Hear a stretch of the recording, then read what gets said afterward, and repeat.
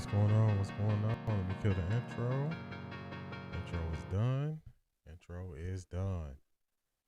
Let me see. Is that looking all right? Let's put this down just a little bit. What's going on, Beast? How you feeling on this Saturday night?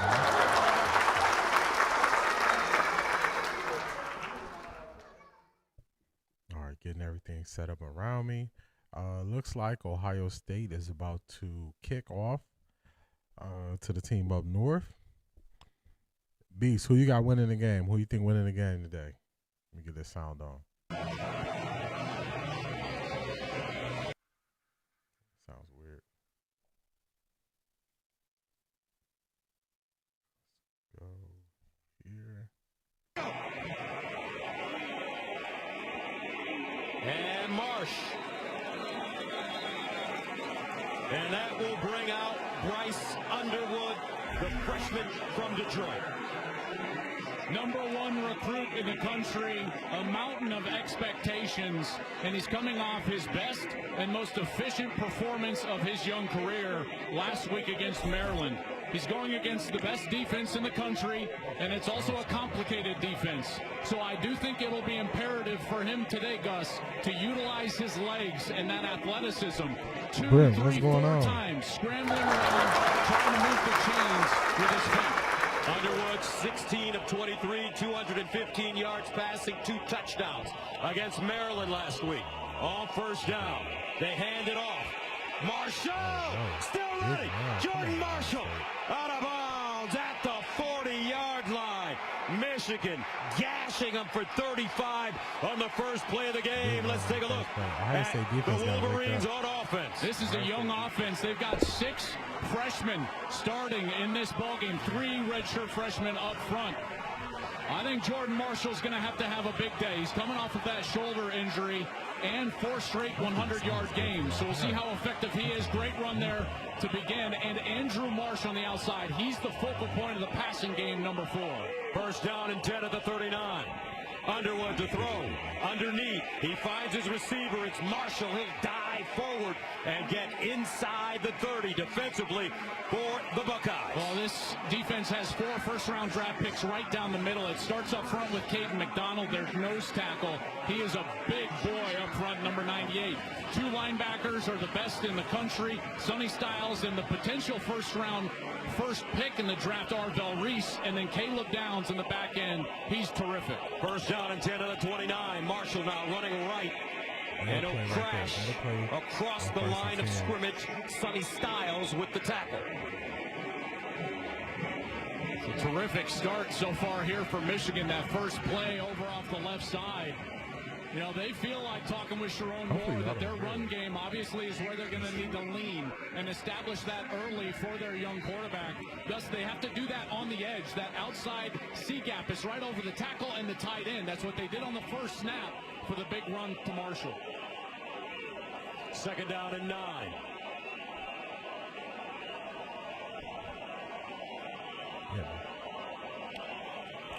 Underwood. It sounds a little funky in my ear. And he'll go nowhere. Wrestled down. Hopefully that's not coming through a raw ear. Y'all not getting no feedback. How does it sound in raw ear? Does it sound all right? Kenyatta Jackson, such a versatile player, plays defensive. It's almost like it's like wind or something. I hear like third down, wind. they're going to tempo. They'll go a little fast here trying to catch Ohio State off guard. Third down and 9 at the 27. Opening series for Michigan. First third down. Michigan's calling Ohio State timeout. calls a Michigan's calling timeout. timeout. Third and 9. We're going to see what they do on this first drive. So quarter. far, they're able to Michigan drive the ball moving right the the field. ball early. Ohio State's defense needs to settle in and slow this thing down. At AT&T, we guarantee our network, so you and your team never miss a play. Settle in and slow what's it your down. projection? Are we surpassing conference expectations? Play it back. They're at the See 20-yard how line. solid So it they're is. in the red? They're going for it, boy. Interception! Let's go!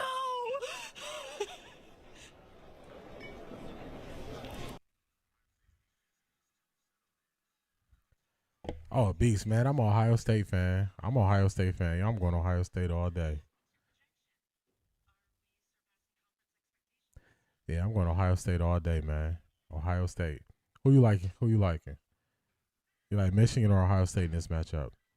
This is a good part of the college football season when we get to see good on good. Texas A&M and Texas, that was a good game last night. We saw Indiana Purdue. You can't hear me very well? Okay. I thought I thought I was not going crazy. I was hearing sounds in the background. Let's see. Let me do a feedback on my mic to see what we got going on here. Oh, Beast is going Michigan. Beast is going Michigan. Let me see.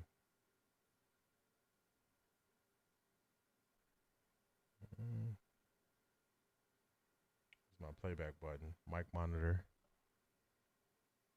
That's better. Okay, good. All right, so yeah, my mic, it sounds clear on my mic. So it could be some type of feedback coming from me streaming this from Fox. That could be what it is. So I'm gonna see how it sounds when the game starts back. So what I'll do is I'll mute it when I need to, just so we can sound clear. To me, it sounds like wind or something. I was like, what does it sound? You going for the underdogs? Hey, I can't root for them. I'm an Ohio State fan, grew up an Ohio State fan. I gotta go with Ohio State. Ohio State needs to stop this 4-game losing streak to them. So we gotta get this dub. Charmaine, what's going on?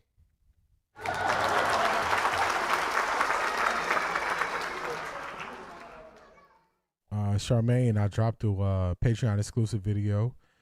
So later on when you get time, check it out. Drop the Patreon exclusive video. So when you get time, check it out. All right, 3rd and 8. What we got?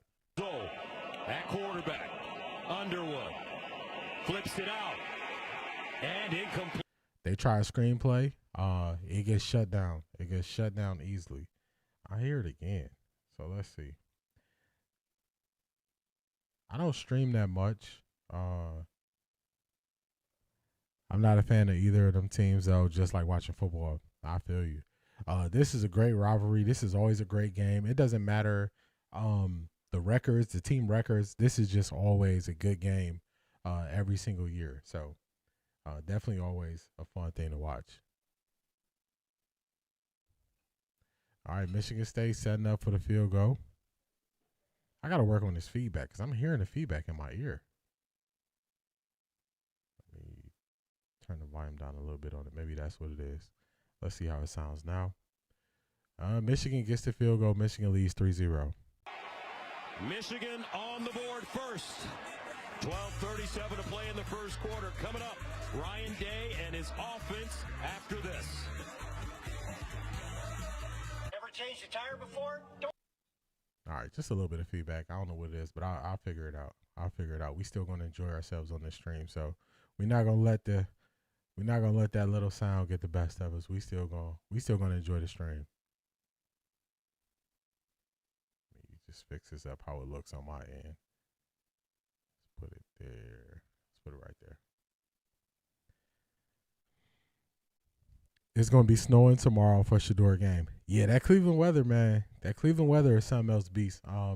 You definitely you go through all of the seasons.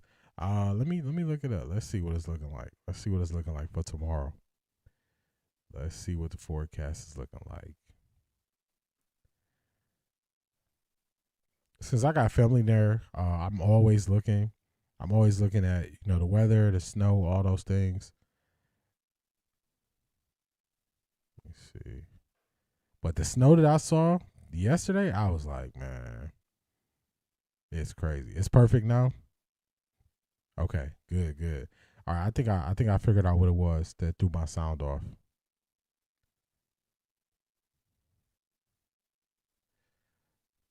But it was a big snowstorm that went through. I don't want no parts of it. I don't want no parts of the snow. I think that works out better in our favor. The last time we played the 49ers in 2023, they came to Cleveland. It was kind of like wet, and Brock Purdy was having trouble handling the ball, so that's something we got to watch out for. Warm weather team coming east and with weather. So wind and cold for the game tomorrow. Yeah. Shedeur gonna come out with the dub regardless. Yeah, I see the Browns winning. I think people are looking at this matchup wrong. They're looking at it like the 49ers are this juggernaut because they're 8-4, but I just don't see them as a juggernaut. They had so many injuries this year. I think there are a team who could get got. you could get the 49ers. I don't think you're looking at them like, oh man, we can't beat them. What are we gonna do? I don't view them that way. I view them as a team that could get got. They gave up over 20 points in 8 of their 12 games, so they give up points. So this you could get the 49ers. And then I think people are going to change the narrative. Afterwards, they're going to say, well, the 49ers defense wasn't good. Yeah, if you would have looked at it, if you would have looked at it through the lens of football, you would have knew that the 49ers didn't have a good defense. You would have saw it. But some people, their whole goal is to root against Shedeur, not rooting for the Browns. So that's why they looking at the way they do. Game presented by Discover December 6th on Fox. How about Indiana 12-0, big win over Purdue, their rival. Yesterday they punched their ticket into the Big Ten championship game. Now it's pretty simple. Ohio State win, they're in. Oregon. For tomorrow's game, low scoring. If it's snowing, I'll give 2. If it's snowing, actively snowing during the game, I'm right around there with you, like a 24-17, maybe a 17-10 if it's actively snowing during the game. I think first team to 24 wins the game tomorrow. First team to 24. 24 points, just like you said, Beast, it's not going to take more than that. It's not going to take more. Ohio State receiving the kickoff, they fair catch it. Ohio State coming off a first down. Julian Sand coming out there. Julian Sand secretly having big year. 24 TD passes, 4 interceptions. I see Carnell Tate out there. Let's see if I see Jeremiah Smith.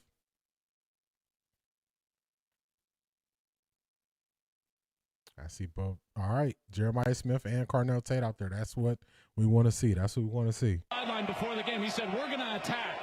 That's what they did in the playoff to win the national championship.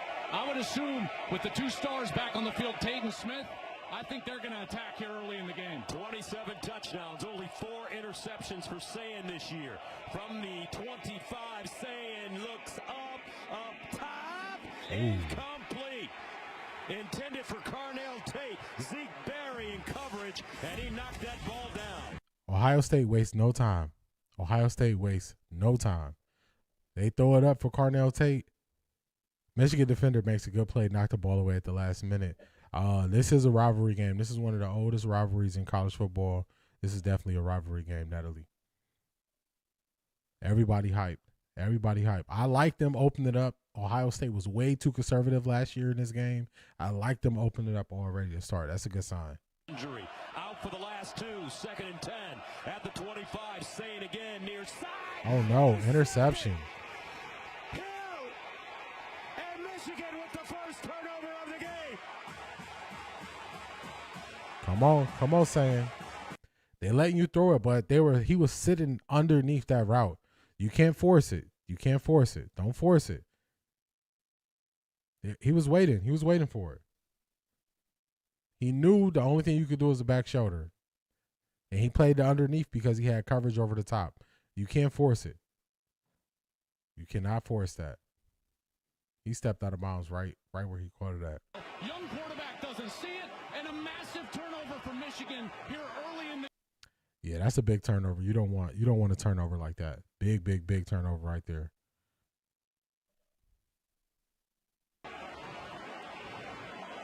You've got to think that. Man, that sounds nasty.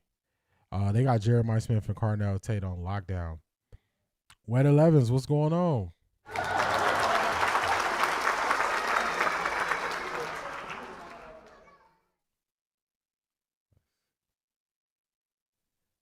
All right, Michigan has the ball right around the 40. Underwood wants to run with a lane. Underwood dives and is wrapped up by Igbenogson after he picks up 7. Now this is the point. Michigan, you got to attack. And I don't mean that you just just got to throw the ball down the field, but your best stuff here, runs on the perimeter, get under.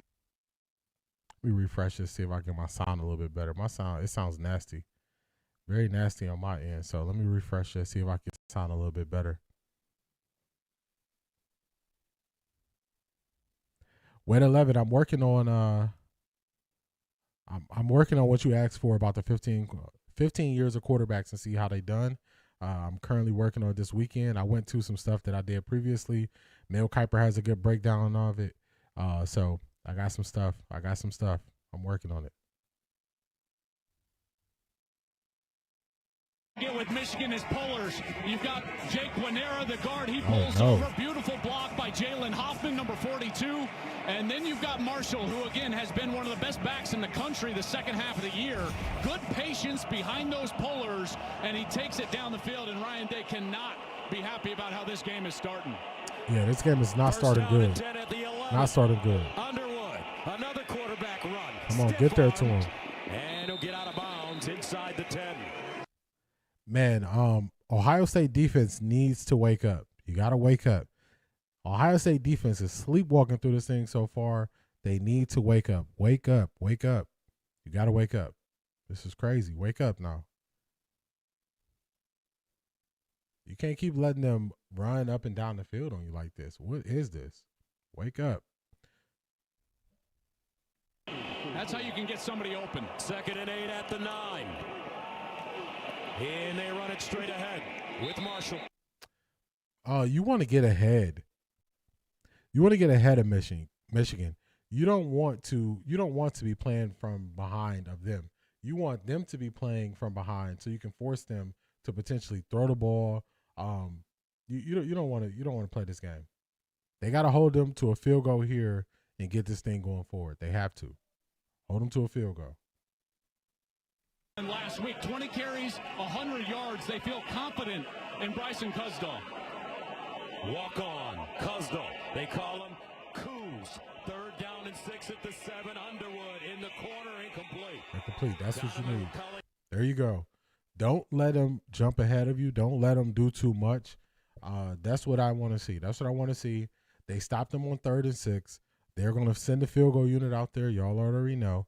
So it's still a 1-score game. Still a 1-score game. There you go. Michigan 6, Ohio State 0. Wake up. Ohio State, Michigan is ready. Michigan is ready to play. They came ready to play. They're doing what they're supposed to do. They're playing the way they want to play. Ohio State is sleepwalking through this thing. Ohio State needs to wake up. You got to wake up. Wake up, Ohio State. Nobody's just going to give you victories. You got to play the game. You got to be in the moment. You have to be ready. They need to wake up. They need to wake up. They got to wake up. Ryan Day does not want to get another L to Michigan. That's the last thing you need. You don't need another L. You don't need another L. All right, we're at a commercial break. Michigan 6, Ohio State 0. I want to see Ohio State do better on offense. They need to do better on offense. I want to see them sustain the drive. Don't be afraid to run the ball some, mix that in. They came out 2 passes on 1st and 2nd down. I understand you're trying to get ahead, but they got it. They got to settle in and wake up. Julian saying look nervous. He does. The first pass, I didn't mind it, 50-50 ball. Carnell Tate, he's been balling out this year. The second pass to Jeremiah Smith, the defender had coverage over top. He had help over top. So he would play the underneath. He was sitting there waiting for it. If they're going to bracket coverage Jeremiah Smith, you got to be willing to move off of it. You can't just force it to Jeremiah Smith. You can't do that. They're going to make you pay all game if that's how you want to play. They're going to make you pay. So he can't play that way. He cannot play that way. He has to do better. So can't play that way.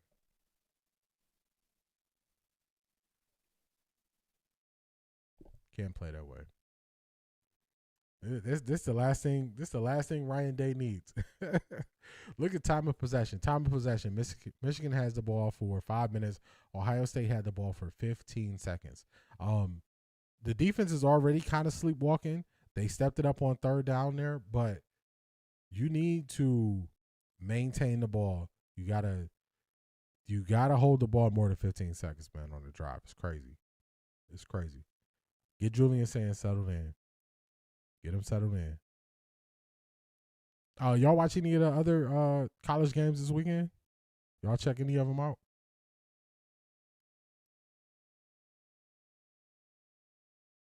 A lot of people are going to say Arch Manning is back in the Heisman running after they beat Texas A&M, but I still don't see it.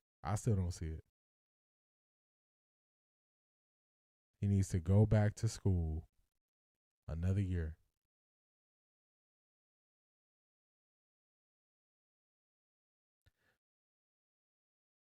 Man, let me tell y'all, one thing I got to get used to. I got to get used to these long commercial breaks in college. The commercial breaks in college are way longer than they are when it comes to the NFL. These long commercial breaks be getting to me, y'all. They be getting to me. I be like, man, what is this? All right, we back. After they do a DraftKings promo, we back. But these long commercial breaks, man, I be getting impatient watching college football. Arch Manning been looking better. Yeah, the last two games he looked better. I just can't be fooled by what he put on film this whole year. I can't be fooled by it.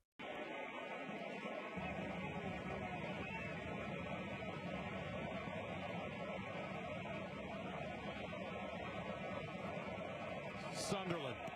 Ennis, the deep man. Fair catch by Ohio State. Man, my audio. I do not like how my audio is sounding. This is going to really get to me. I'm making sure I got nothing else, no other feedback going. This audio is getting to me.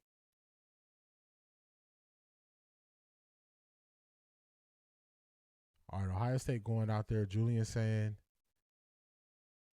looks ready. He got to settle in, calm down. It's just football, man. Julian Sand is just football. It's just football.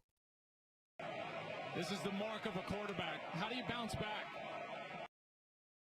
For a big interception like that, how does he play on this series?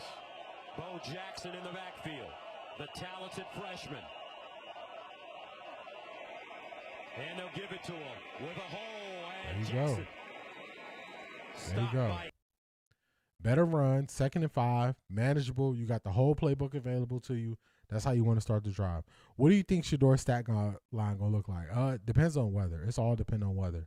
If it's a snowy game, it might look like 150 yards, 1 touchdown if it's snow. I just want to see him limit the turnovers. And just protect the ball. That's what I need to see. Got some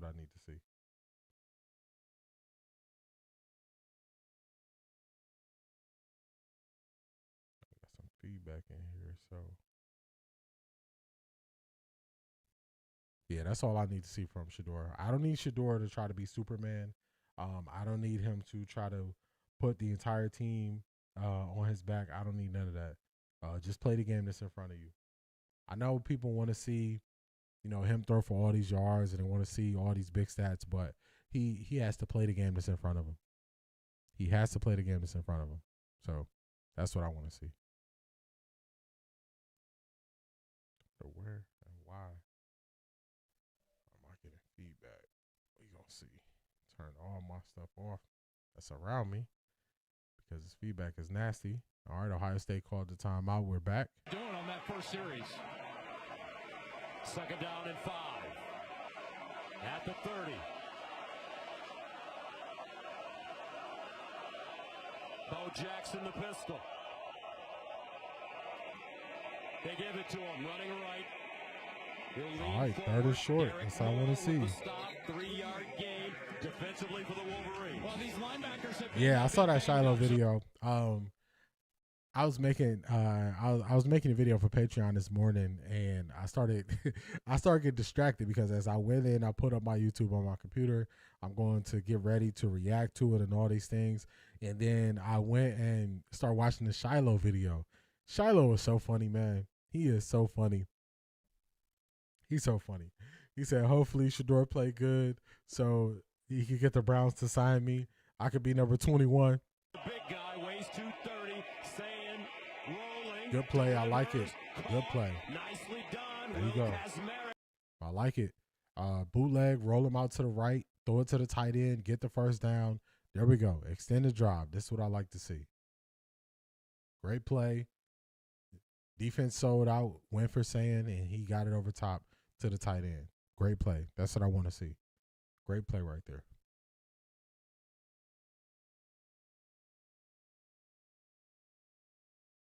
All right, we are 1st and 10. Let's go. In the pistol. Play fake. Sand. Checks it down. Jackson. Get to the Bo Jackson in the open field. Let's go. Knocked out of bounds at the foot. All right, we're looking a lot better on this drive. A lot better. I like it. This is what I want to see. We got some chirping going on between Bo Jackson and a player from Michigan, but this is a way better drive. Way better drive.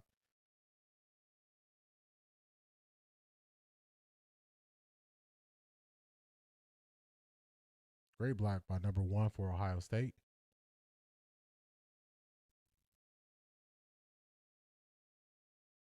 Yeah, Shador said the only thing that matter is the win. He don't care about how many yards he have. That's a great outlook. You can't go in worrying about the stats too much. That's more for us to do. We can focus on the stats, but for him, nice play by Bo Jackson right there. They set up the block. This is going to be 1st and goal, Ohio State. Let's go. Let's go. Running the ball has opened up this drive so much. Bo Jackson, so talented, stutter step, got him to slow down, receives a little a chip block from his tight end. He takes it down, 1st and goal, Ohio State. This is what we need to see. New energy. They need to possess the ball, getting about 9.1 yards per play, 1st and 10. I love it. 1st down and goal for the Buckeyes. Love it. Donaldson, the power back in the game, saying in the corner. Those it up for Jeremiah Smith off his hands. Off of Jeremiah Smith's hands. Man, oh man, this feedback is killing me.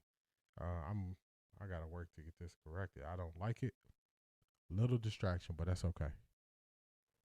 Yeah, that's the right approach, Beast. That's the right approach for Shador to have. Shador, you just looked at stack up the W's, man. Stack up the W's. Don't worry about nothing else. Stack up the W's.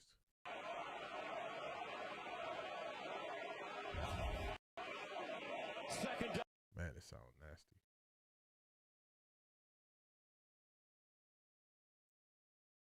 Second and goal. They shut the Buckeyes down right around the 5-yard line. Look like it's some extracurriculars after the play. The refs had to get in between them. Hopefully this is not a penalty. The Michigan player just got a penalty. Cuzzo, what's going on, man? What's going on?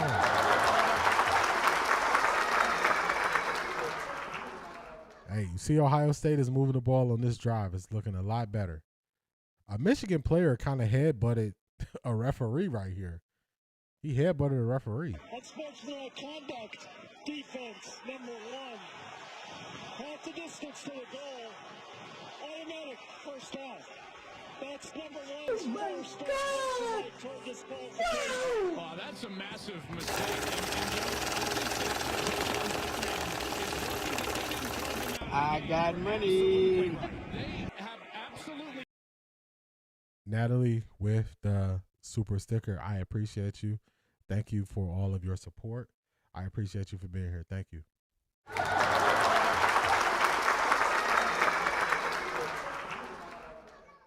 Yeah, my sound's a little off. Ohio State, big break there.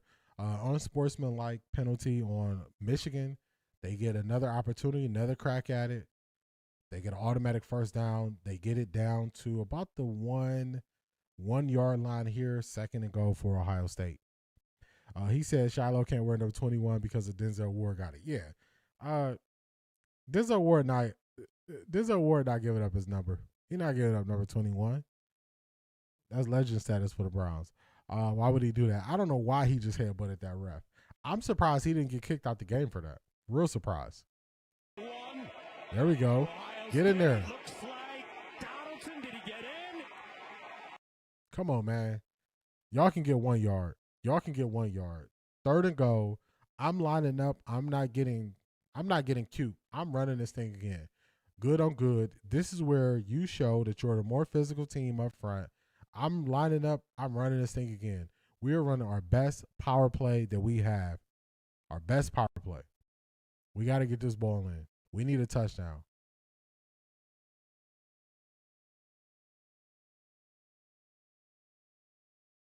Y'all got to show.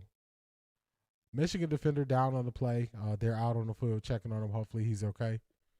But this is where you have to show your dominance right here. You got to show your dominance. You have to you got to put this team behind the 8 ball. You have to get them behind the 8 ball so you can have some pressure on them. A team that wants to run the ball, they don't want to have to throw a lot with their freshman quarterback. So got to get them behind the 8 ball. Is this my Bluetooth catching up onto this? I wonder if that's what it is. Got it fixed. Man, oh man, that sound was going to get to me. For some reason, my Bluetooth speaker that I have for my phone, the sound was coming through. That headbutt going to cost him the game in the end. Selmo Fudd, what's going on? That was a foolish play. Foolish play. He's already barking at the ref. The ref is letting him vent, letting him get it off his chest. But when he went for the headbutt, it's like, man, what are you doing? They could have easily threw him out the game for that. Yeah, Beast, he didn't get in. He didn't get in on that 2nd down play. They could have easily threw him out the game for that. They could have easily threw him out the game for that. Why you headbutting the ref, man? Because usually if you touch a ref, they can throw you out the game. He headbutted the ref, and the ref is looking out for him saying it's a big game, I'm assuming, so he didn't throw him out. But, yeah, he went too far with that. Way too far. All right.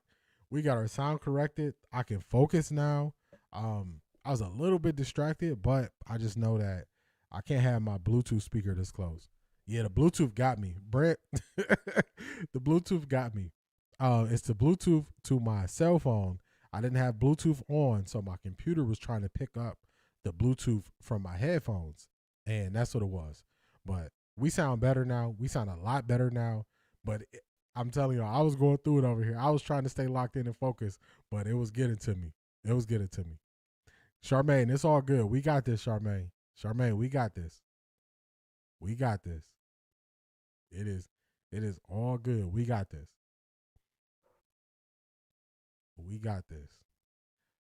It's gonna be ugly early. I want to see how Michigan responds to us having the lead, to us being ahead. That's the point we got to get them. I want to get them to where they're playing from behind and see what our defense can do then, because right now they are moving our defense around. The good thing is our defense is bending. It's not breaking. It's not giving up touchdowns, especially after that interception. We could have gave up a touchdown, but they are figuring it out. So they figure it out on the fly, but they just gotta be a little bit faster, So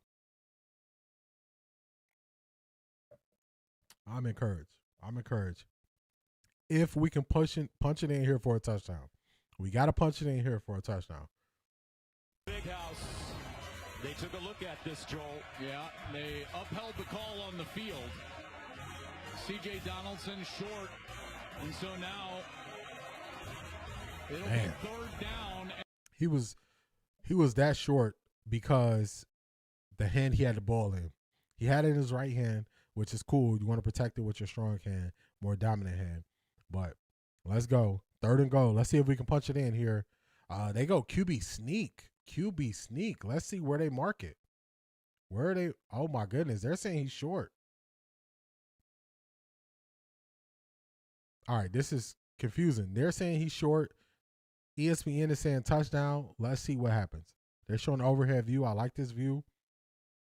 He gets a good push. Is his leg now? Man, this is ESPN is saying touchdown. Big Noon Saturday on Fox is not calling it a touchdown yet. So I guess ESPN is right.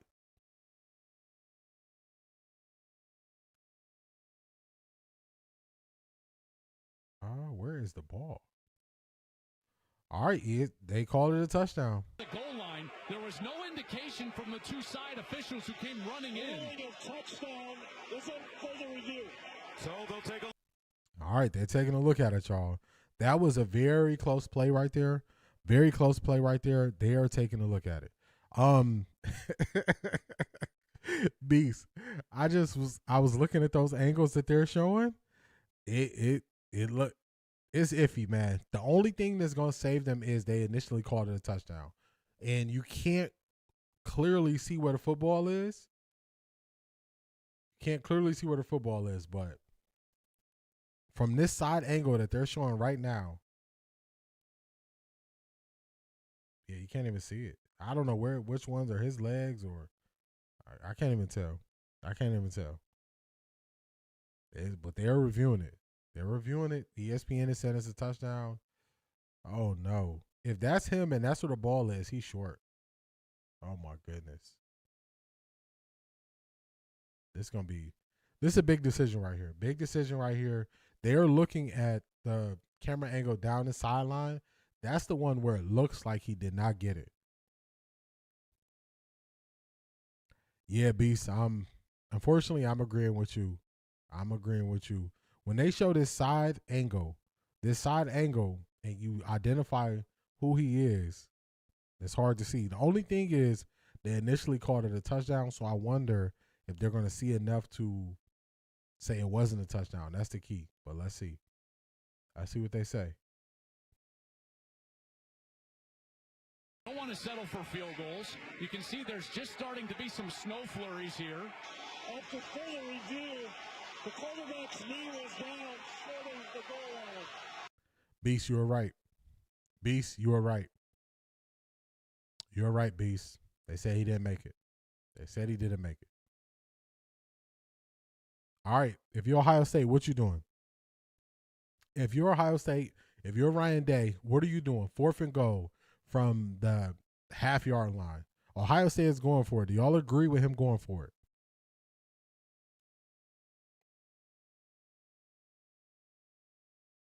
All right, let's see. Oh, no. Oh, no. Oh, no. Come on, man. So y'all see it. False start. Ohio State lose 5 yards. They had the play call dialed up. That would have led to the touchdown. You got to kick the field goal now. You can't go for it from the 6. Let's see. 85 on the end of the line. Yeah, he jumped. He rocked to his left. Ohio State gets the field goal. These games are too close to leave points on the board like that. These games are way too close to leave points on the board. Ohio State leaving potentially 4 points on the board there. Hopefully it doesn't come back to bite them, but you can't jump off sides right there. You cannot jump off sides right there. You can't have that. You cannot have that. So just a bad look for Ohio State, but they cut the lead in half. Now it's time for the defense to do something. The defense has to do something. They've let them move the ball pretty easily, but you got to shut down them on their rushing attack. You have to. You have to.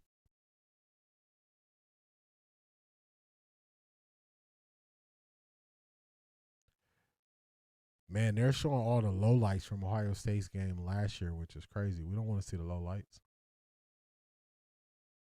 Don't show us the lowlights. Ryan Day just looking down with his head down. He ain't feeling it. He like, hey, this is too valuable to play the game this way and leave points on the board. You can't leave points on the board. Not in these games. Not in these games. Ohio State gearing to kickoff. Goes on an 11-play, 69-yard drive. They ate up 5 minutes and 9 seconds. Andrew Marsh, the talented freshman from Michigan, is the deep man as Jayden Fielding will send it away.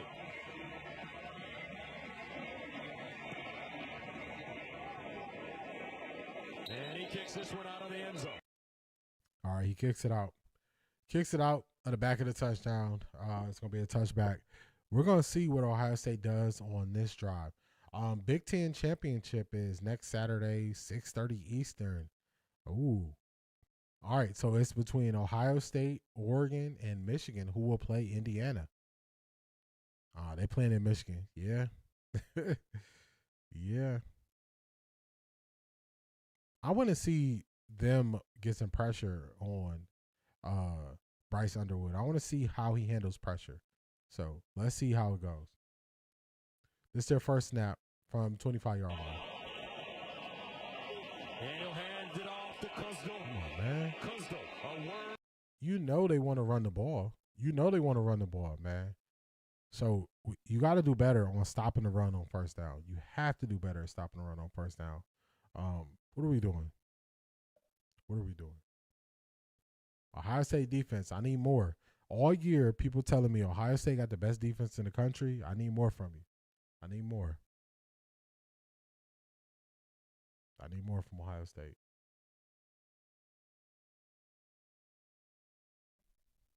In the game at running back.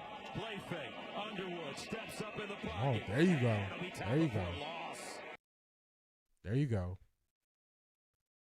All right, Ohio State gets the stop behind the line of scrimmage. We got a flag on the play. Holding on the offense. 10-yard penalty from the previous spot. Second out. All right, so they got to him and they got called for the holding. So Ohio State defense, this is what I want to see. This is what I want to see. I want to see Ohio State defense step it up, get some pressure on them. That's what I want to see. I think the feed from Fox's own app is just bad. That's what it has to be.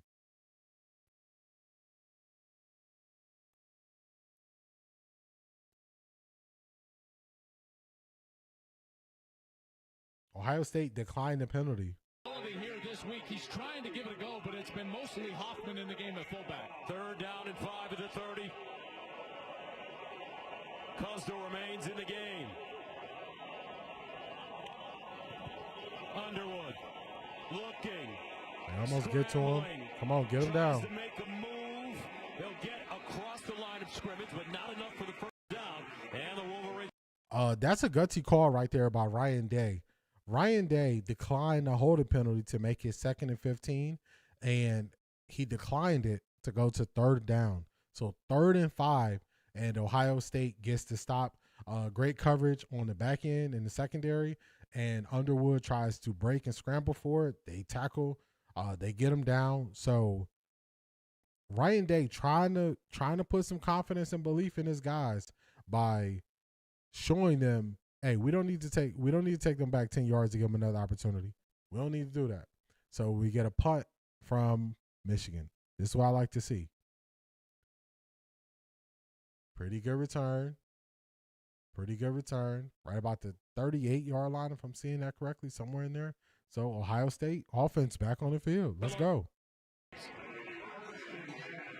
still getting that sound, but Ohio State offense coming back on the field. This is where you can flip it.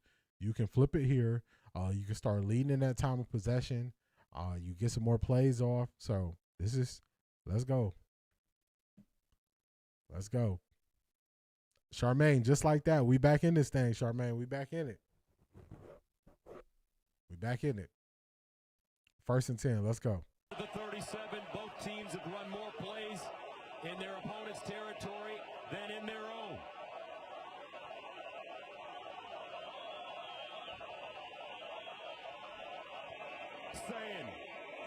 All right. To Jeremiah Smith. Little quick screen, Jeremiah Smith, he picks up about 2 yards on 1st down. Don't just go pass.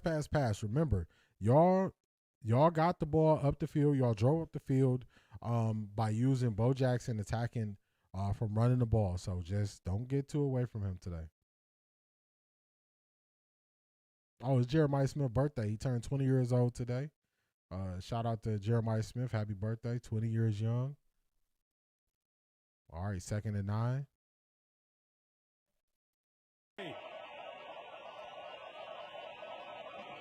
Jackson tracked down from behind. All right, it's going to be 3rd and about 8. 3rd and 7. 3rd and 7. Julian's saying be calm, go through your reads, read the field, and take what the defense gives you. Don't force it. Don't force anything here. You don't got to be a superhero. You don't got to win the game with one throw right here. You don't have to. The pressure's not on you. You got a good defense. So play this thing right.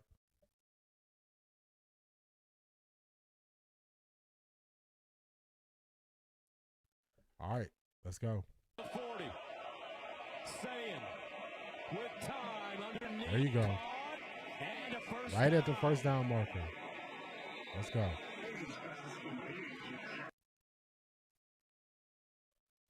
Let's go. I like that setup right there.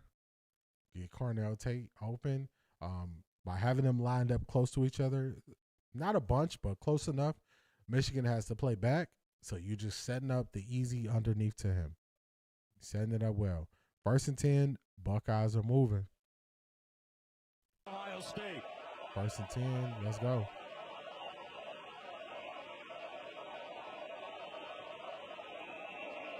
Jackson. There you go. Get to that outside. Get outside, cuts it back.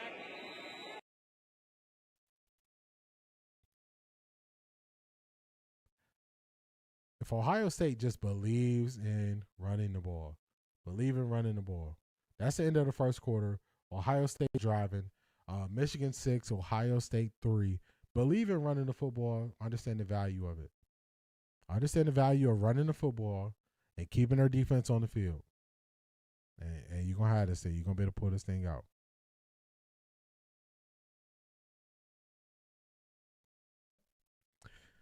Beast. You see, once they said Caden Salter was going to start, nobody had any interest or not big interest in Colorado's game. Once I saw that Caden Salter was starting, and then I saw the times, I was like, well, it's going to definitely be Ohio State. Michigan, it's not going to be watching the Colorado game, Colorado versus Kansas State game. I ain't going to be watching it. Caden Salter, man, I wish him the best, but he had a letdown of a season for Colorado. Letdown of a year. Now we got to do these long timeouts for college. So far, the game is going how I expected. I heard somebody on the pregame say they thought this was going to be a blowout by Ohio State. And I think that's a cute thing to say, but these games are fought tough. These are tough drag-out games. So even though I believe Ohio State's the better team, I didn't see this being a blowout. I see this being a close, tough game.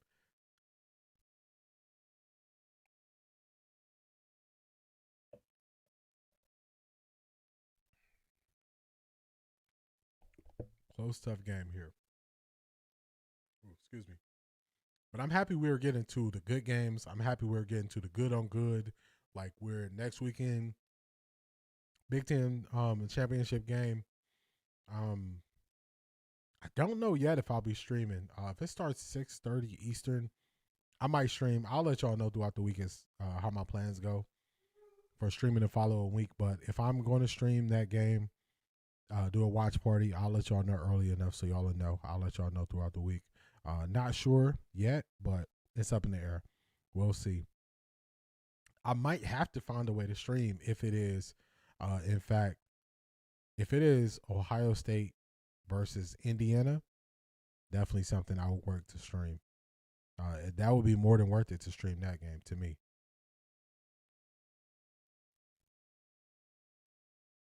Be more than worth it. So I want to see how Fernando Mendoza does against the Ohio State defense. It's funny because Ohio State defense looks so good against everybody, and then when they play Michigan, it just they just play just a little bit timid, more timid than they play against other teams. So I just want to see them be able to ball out.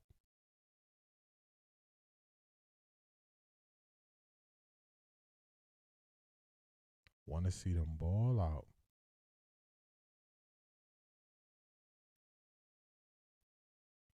Man, these are I got to get used to these college football commercial breaks. Man, I'm ready to get back to it. Y'all. It's definitely a difference between the NFL game and the college game. Everybody says college got the tempo, but man, this 5-minute break between the quarters. What we doing? Let's see if the commercials. Nobody knows football like Tom Brady. Oh. All right. Man, so the commercials sound good. The broadcast of this game is what sounds bad. You at work, what happened? Ohio State got stopped on 3rd and 1. They were going to go for it on 4th and 1. On 4th and 1, they got jumped off sides. They ended up having to kick a field goal. So they kicked the field goal. Michigan got the ball back. They stopped Michigan. Michigan punted. Now Ohio State is right around midfield, and they're driving 2nd and 7. Michigan showing blitz. Here they come. Jackson will get a yard. It is third and 6. 3rd and 6 for Ohio State. 3rd and 6. Let's see what we get. All right, 3rd and 6. We got somebody run off the field late. Oh, you got him. Near side caught. Carnell Tate turns it up. Got him. And picks up.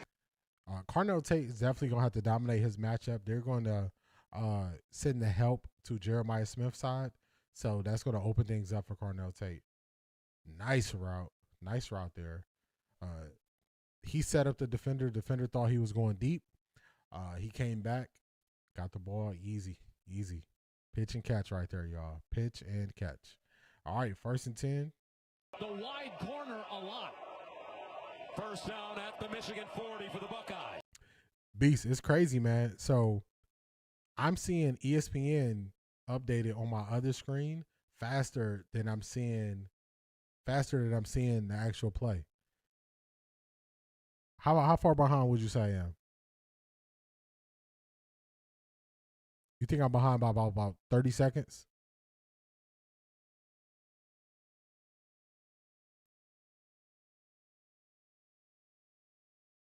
Yeah, on my end, they're showing the replays of the last throw.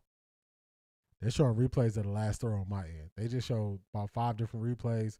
Now they're going 2nd and 5. So how far behind am I, Beast? Am I real far behind? Jackson. Not a lot. Nothing on 2nd down. Nothing, no yards. No yards on 2nd down. 3rd and 5. 3rd and 5. Oh, also, I got a 10-minute. I got a 10-second delay on YouTube. YouTube automatically puts me on a 10-second delay, so I'm a little behind that for y'all. 1 play behind. Okay, got you. So not too bad.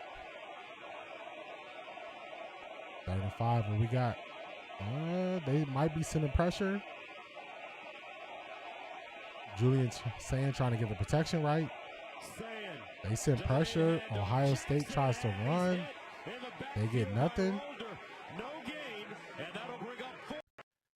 I wonder, are they running there to set up that they're going to go for it on 4th down, but you got nothing?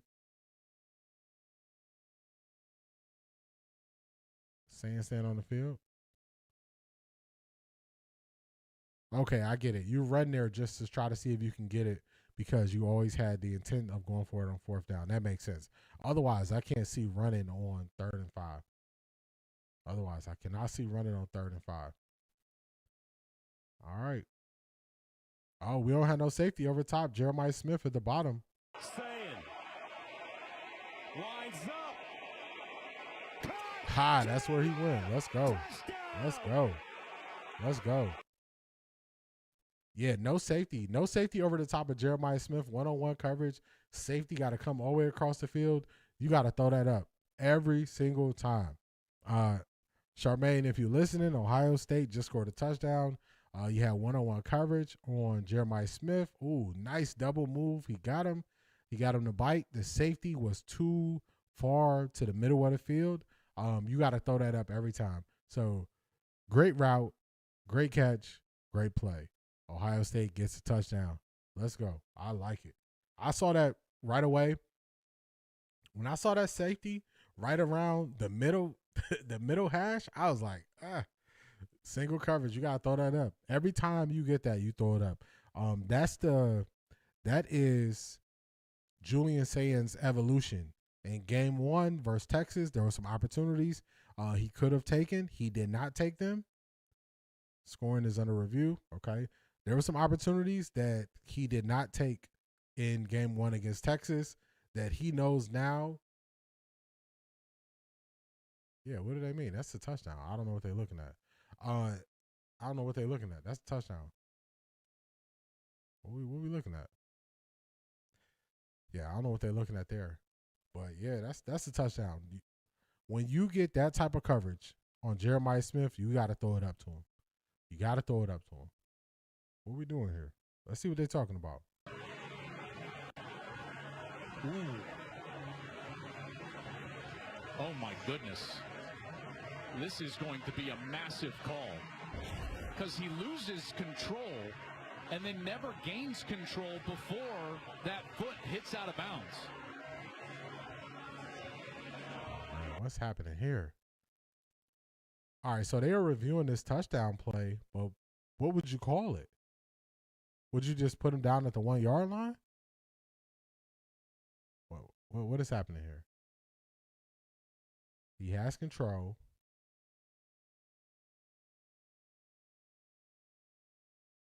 All right, we got to figure out what they're doing. What are they doing, man? What are they doing? This is the one they have to quickly determine as to whether or not. Boy, I'll tell you, that ball does come loose. Wow, so what a great camera shot really, there. At that point, then when he steps out of bounds, yeah, it's out of bounds. It looks like to us it would be a touchback. And that's why this is insane. This would be a fumble out of the end zone and a touchback Michigan ball. Holy cow. The ruling on the field is upheld. Let's go. Let's go. Hey, they had me nervous right there. I'm looking at this. I'm like, what are we doing? What is all this for? What is all this for? Come on. All right. Touchdown upheld. Ohio State makes a field goal. It's a 10-6 game. Thank you. All right. Come on now. What y'all doing? What are y'all doing? If that play would have got called back, the people who bet on sports would have been so upset. The people who bet on sports. I don't regularly bet on sports. If I do any sports betting, I don't do sports betting until the NFL playoffs, and that's because you have a full body of work that you can look at from each team, and you can go based on that. You have way more data, and you can bet on that. But regular season, anything, I don't bet on it, y'all. I don't do it. I don't do it. No way, no how. Because a situation like that, if that play would have got overturned and they would have ruled it a touchback, oh my goodness. What are we doing? What are we doing? That is a play that, or a call that they need to look at. They need to look at that call in the NFL. They need to look at that call in college. If you lose possession of the ball going through the touchdown and nobody recovers it, I don't understand why that penalty is to give the other team the ball. When it put the ball at the spot where the runner lost the ball, the same way if it's a runner fumbling the ball out of bounds. But you fumble at the touchdown, even if nobody hits you to fumble the ball, that play, if that would have resulted in a touchback for Michigan, that'd just be a disaster, man. That's a rule that they really got to look at and just figure out the intent of that play. The intent of that play and intent of that rule. I don't like it in the NFL. We saw that happen in the Cincinnati versus Baltimore game. We saw Isaiah Likely very close to the touchdown, a guy swiping over, him losing possession of the ball right before the goal line. the ball going out of the back of the touchdown, instead of you going to the 1 yard line, you get penalized. The other team gets the ball. So I just, it's a rule. I understand the rule. It's just a rule that I don't like.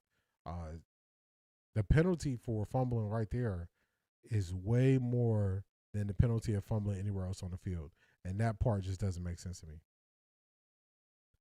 It did look like he lost control of the ball a little bit. He definitely lost some control of the ball. He definitely lost some control of the ball. I just don't think that penalty should be give the other team the ball. That's just me. I don't look at it like, oh, give the other team the ball. I look at it like, hey, put the ball at the 1 yard line. No different if I'm on the sideline running, I fumble the ball out the side of out of bounds. I think that the penalty should match. If the other team recovers it, it's their ball, fair game. But for that to potentially be a touchback, that's the part I just can't really get with. Can't really get with it. Ohio State kicking off. Man. Sounds rough. We'll get a return here. And he'll start from the 6.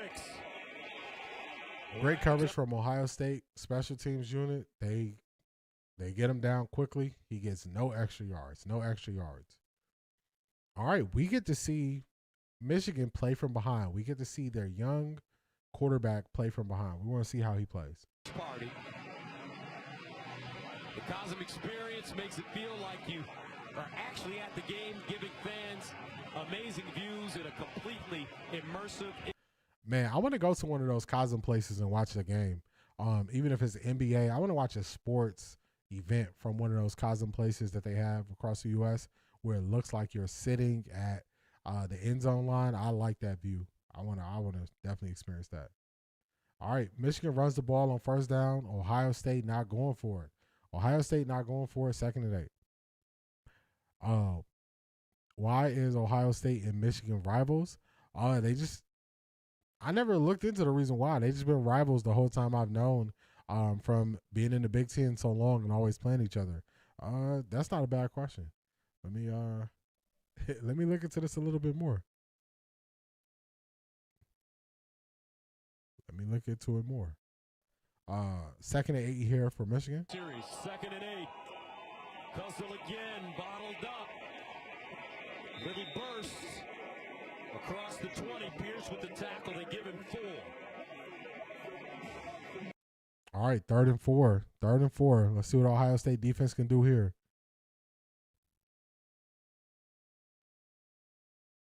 And then Brent, if you know the history of why they're rivals, definitely tap in and let us know, or anybody else in the stream. If y'all know the history of them being rivals, deep ball for, oh my goodness, deep ball, no catch on the play, and they call pass interference. Defense, number 7, 15-yard penalty from the previous. Come on, man. That was not enough.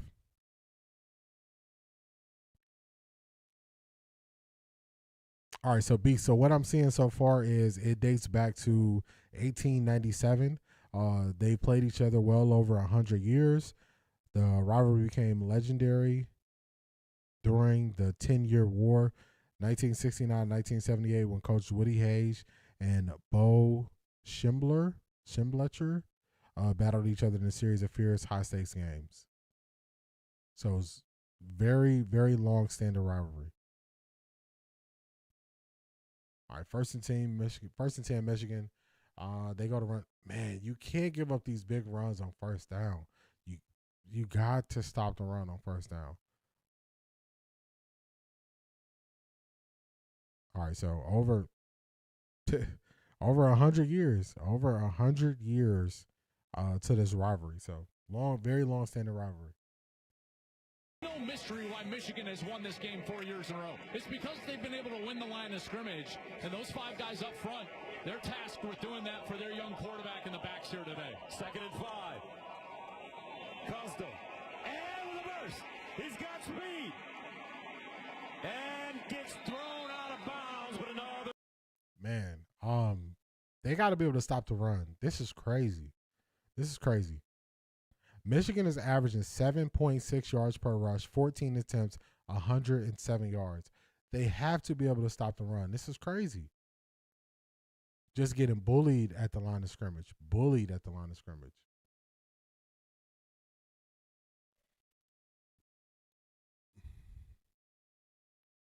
We got to slow this down.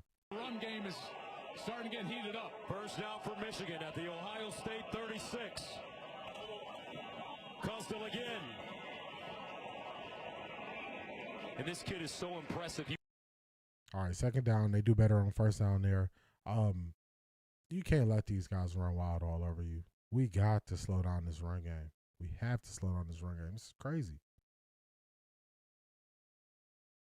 Have to.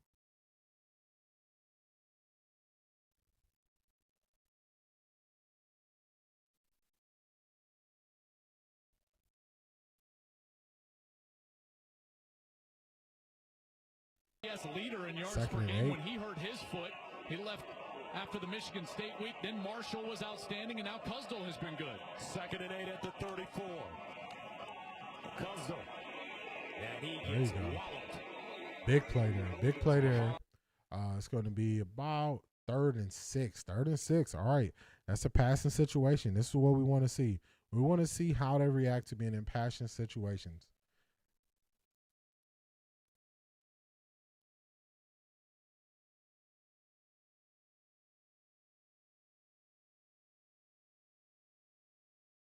Tim, what's going on, Tim? So why check the proximity?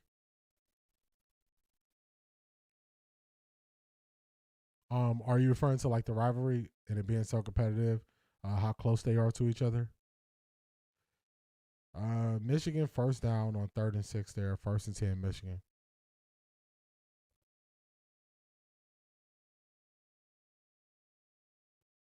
Is that what you're referring to, Tim? Let me know. Man, Michigan driving the ball. Come on, Ohio State. They go to run the ball again. Ohio State slows it down on first down. It's about 2nd and 9. Looks like he picked up 1 yard there. Ohio State has to do better at shutting down this run, especially on early downs. Okay, got you. Yes. Proximity. It's a couple hours away from each other. It's not super far. So that's something I didn't even say, but that makes a lot of sense as well.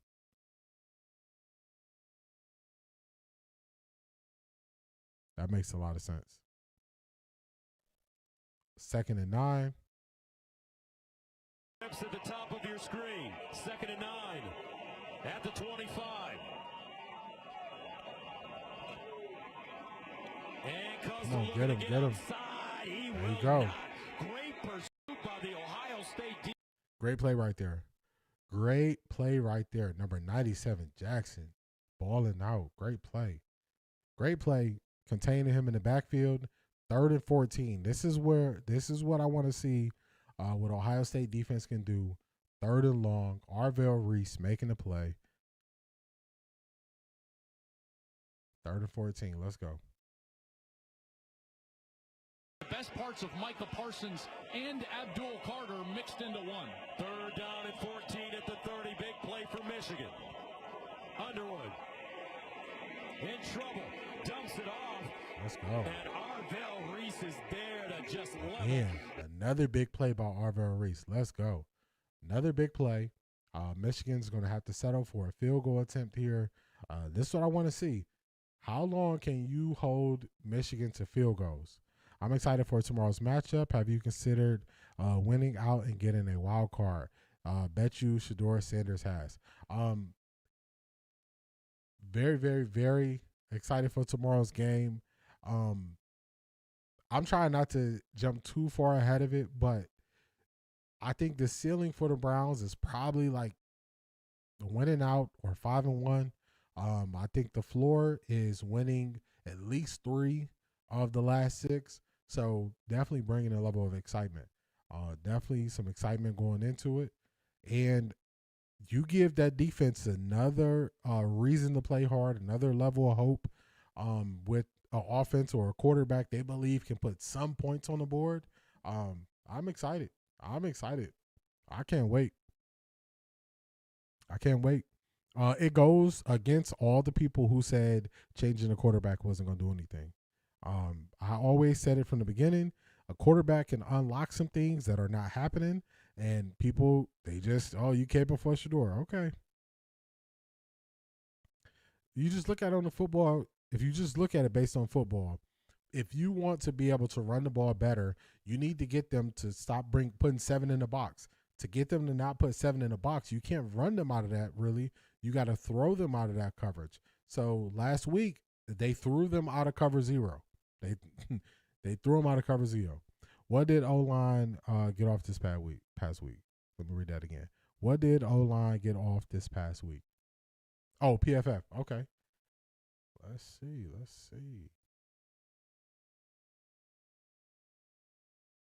You get a browser, and I'll let you know. Because I like to look at PFF through the browser. I don't like the PFF app. One thing I remember off the top of my head, what's the time to throw for Shador? Time to throw this week was 3 seconds. Time to throw was 3 seconds for this week. Time to throw versus Baltimore was 3.1 seconds. So he got that down by 10%. So his time to throw was 3 seconds. He also has some throws under 2 seconds. So he's doing some things now. He is doing some things. All right, let's see. Let's look up the PFF.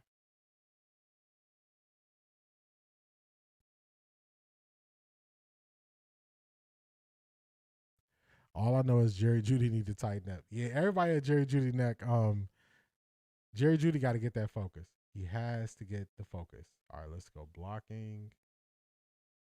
Let's go all blocking, and let's look up their grades here. All right, we still got commercial. Whoops, we still on commercial, so we got time. All right, so overall, let's sort this by overall. No, that's the season. I want the one game by game. Let's go week 12. Clyde Marshall, what's going on?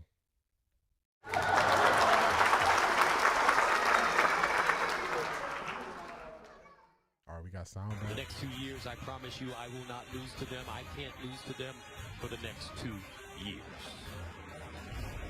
That was Jeremiah Smith's comment before the season, and he's coming out and having a nice first half. 26 receiving TDs now in the last. Setup blocks after the screen, the way they are blocking up these screens are so good. They're blocking them up so well.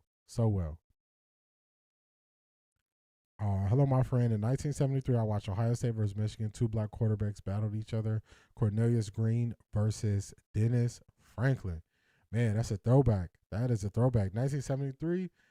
That was before I was thought of. All right, we still got a little time before Ohio State goes out for the first play. Let's see. Let's check out these grades. Oh, we got a flag on the play. They're looking it up. We get another break in action. I'm going to just pull up the PFF grades and put them on the screen, and we'll go through them. So we get another break in action. What's the flag for? I don't even hear the ref.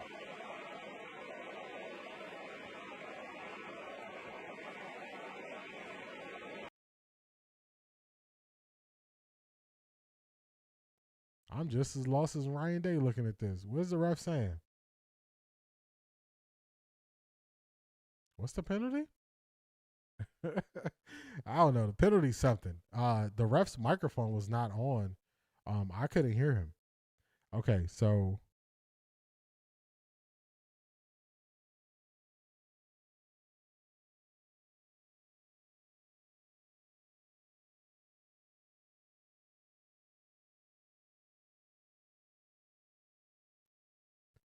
Ohio State unsportsmanlike penalty. Okay. Backed up. First down at their own 13. 5:24 to play in the second quarter. Staying, pulls it out. Finds Tate, turns it up. Good play by Cardinal Tate there. Good play right there. It looked like it's snoring. It's snoring in Michigan. Yeah, it looked like it's snowing in Michigan to me. Great play. They respect Tate, so they got to play off. He comes back to the ball, makes one defender miss. Good play right there. 2nd and 1. They give him 9, 2nd and 1. Saying, play fake, over the middle, and caught. Got it. Big play by the tight end. Big play. Beast is watching. Beast, how the Colorado game looking? The games was at the same time. It was like Michigan or Ohio State or Colorado, Kansas State. I'm like, I'm gonna be watching this Ohio State game. Michigan backs are not winning. They are not. They are not. They are not. They are getting beat. They're getting beat. Ohio State 1st and 10. Ohio State close to midfield. Jackson. Nice run by Bo Jackson here. Let's go. Man, oh man. Getting Jackson going in this game is very, very valuable. 7-7. Okay. How was Caden Salter looking? How was Caden Salter looking for CU over there?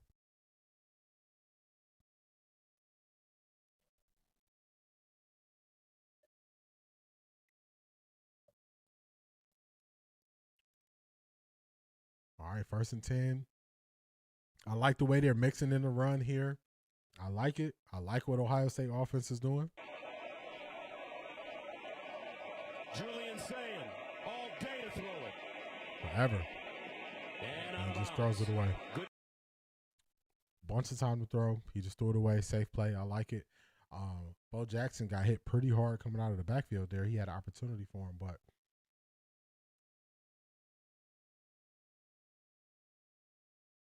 oh yeah, he missed. He had time. He missed Jeremiah Smith coming across the middle of the field there. But he threw the safe play. He threw it away. That's okay. You're not going to get every one of them. You just can't have it go bad.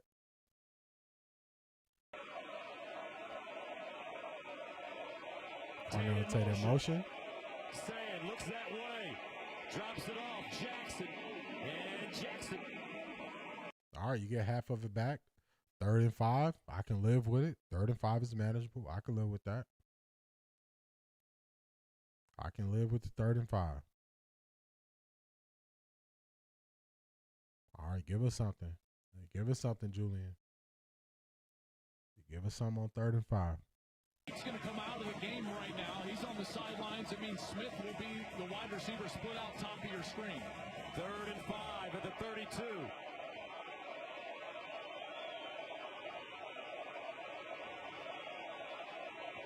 Kazmarek in motion. Saying, with time underneath. Let's go. Down. Brandon Ennis, Let's the go. captain. 1st down, Ohio State. Let's go. That's what I like to see. Driving the ball upfield. Oh, man. Stacking those receivers, having them coming underneath is good. I wonder, is it going to be snowing like this tomorrow or snowing harder? Yeah, all the stuff I've seen, it's potential. I don't know, man. They say so much. Cleveland weather is crazy. I saw people say it's going to be a mixture of rain and snow. I was like, what is this? So we're just going to have to see as it gets closer to actual game time. We got a timeout by Michigan. All right, we got a timeout by Michigan. Let's see. Are they going full timeout?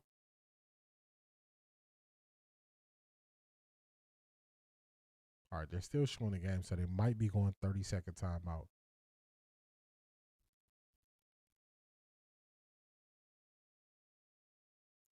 Tim, it would be all bad if Michigan win. All bad. I think Ryan Day needs this win. He needs this win bad. He needs this win bad. We got 2 minutes, 3 seconds left in the first half. So what I'm going to do is I got the PFF. I'm going to pull that up. We're going to take a look at that during halftime. With the Browns' offensive line grade was rated for PFF. We're going to look at overall grades. We're going to look at run. We're going to look at pass grades as well. Good afternoon, Mrs. Brown. Good afternoon. We are checking out this Ohio State versus Michigan matchup. Ohio State is driving. All right, 1st and 10 to run the play. They did not do it last year, in particular in that second half. 1st down to the 24. 2:03 to go.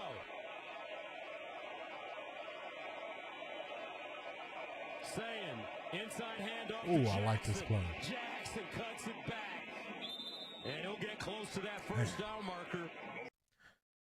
When I watch college football and I look at the level of creativity when they run the ball, it is something else. It's something else. When I look at college football, the creativity is something else. Also, in that game yesterday, the Chicago Bears versus the Philadelphia Eagles, just the creativity in their run game, it was off the chain. It was off the chain.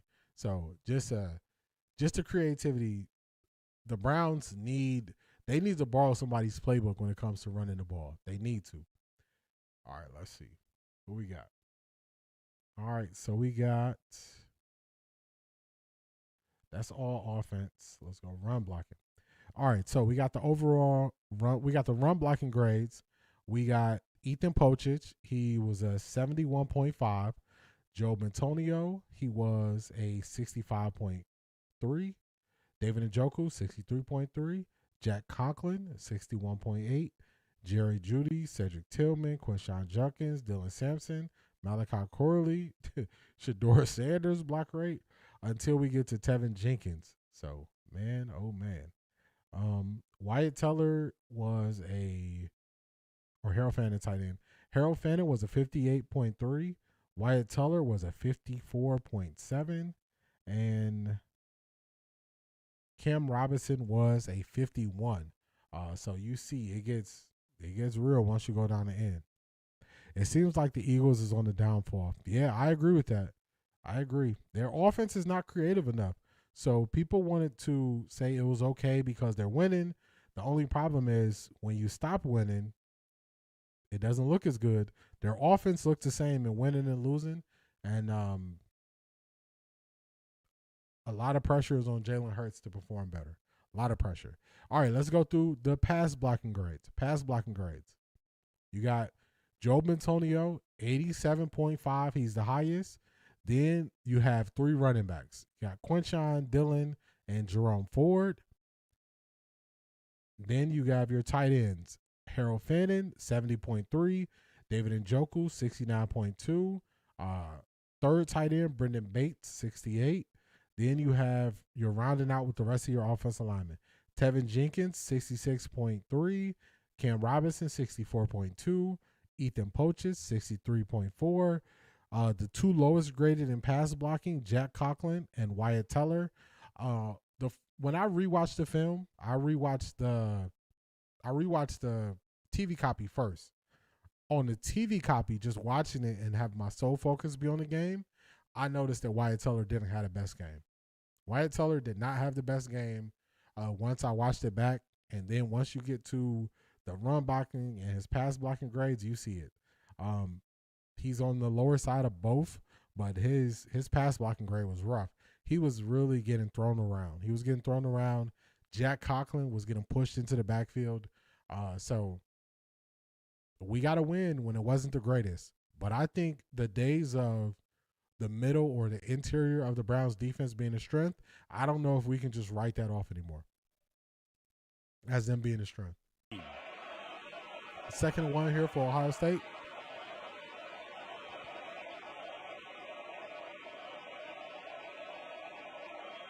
Bojack, first down Ohio All right, State. first down Ohio State. Good run. I like it.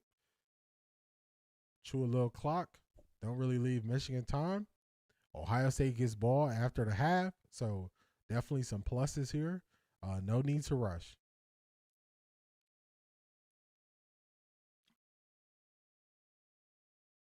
You would just love to just run this thing in. You can still get another first down. You would love to just run this thing in without having to throw the ball. So, Stefanski, look at how much better Caleb Williams look with the replacement coach. You are the problem. Yeah, Stefanski, creativity not there. Good run, strong run by Bo Jackson. Bo Jackson makes it down to about the 2-yard line. Or I'm sorry, the Michigan 3-yard line. Good run there. Let the play clock run. Don't leave him no time. You don't have to rush. You still got the opportunity for a first down. If I'm Ohio State, I'm running this thing in. I'm running this in. I'm showing that we're the better, stronger, more physical team, and we're running this thing in. And Ohio State, don't be afraid to spread them out a little bit. At the three, they pitch it to Jackson, looking for daylight. Pitch it to Jackson. He doesn't get anywhere. Line of scrimmage this time, as the clock continues to wind down. Ohio State in no rush, as I wouldn't be in a rush either.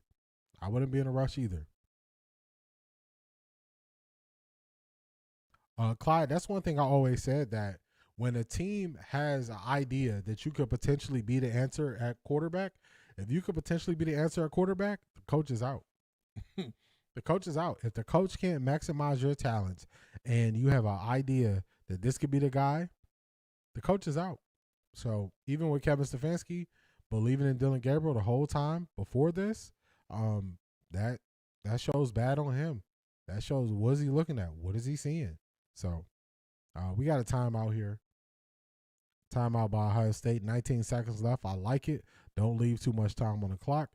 You got an opportunity to get a first down here.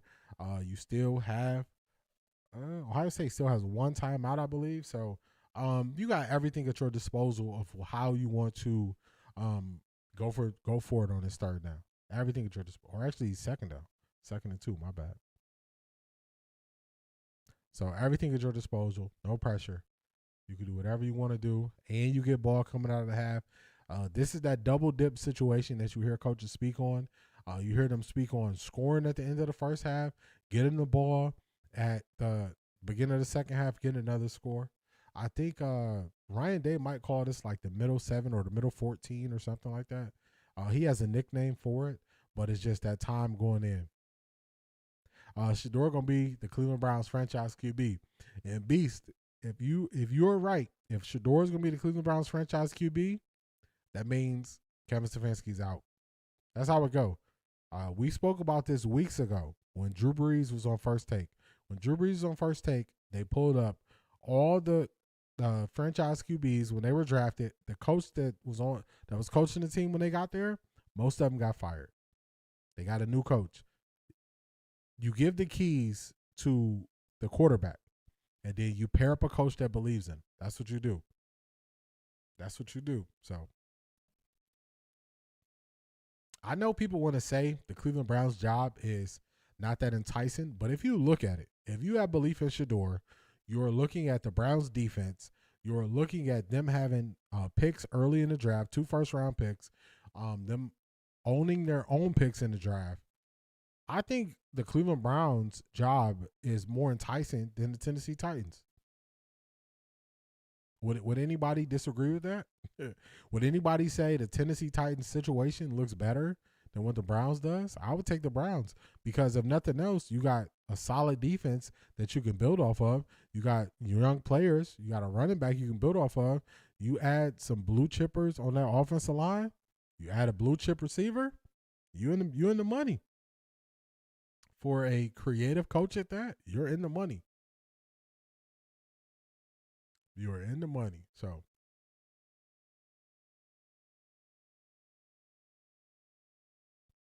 here we go with those long commercial breaks in college. Let's get this thing going. Where you at? There we go. Are we back? Atmosphere here at Michigan State. All right, they playing music. I can't play that. They playing music. I can't play that. Are we back? Ohio State. Come on now. Y'all got to play the music? All right. Ohio State spreading them out. 3rd and 3. Can the Buckeyes punch it in for 6? Donaldson in the game at running back. Ennis, the motion man. They're showing man. You got him. You got him. Let's go. You got him. There was only one place to throw that ball.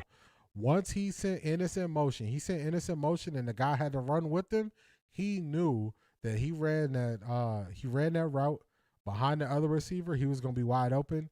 Great way to identify it was man coverage. Great way to do that. And he's running fast. They got no time to communicate. You run them underneath. Touchdown. I like it. Creativity, get in there. Get in there.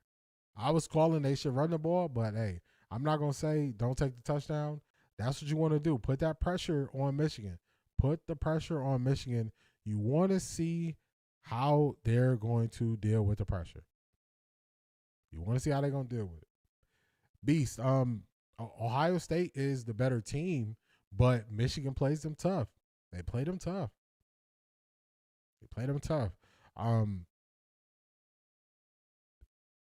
Michigan quarterbacks, they usually have a stout run game. The way you beat Michigan now in the last couple of years is you got to be able to put up points. If you can put up points and make them uncomfortable and turn them into a one-dimensional team that has to throw the ball, that's the way you go to beat Michigan. That's the way you got to do it. You got to do it that way. If you're going to allow it to be a one-score game, they can never have to move off the run, you're going to struggle with them. You got to extend this lead out. 16 seconds to go in the first half. You extend this lead out. You get some points on the board, make it a 2-score game. Coming out of halftime, hey, they got to drop back and pass it. They start watching the clock. They start worrying about you chewing up the clock. So this is what we want to see. Ohio State kicking it off. Interception.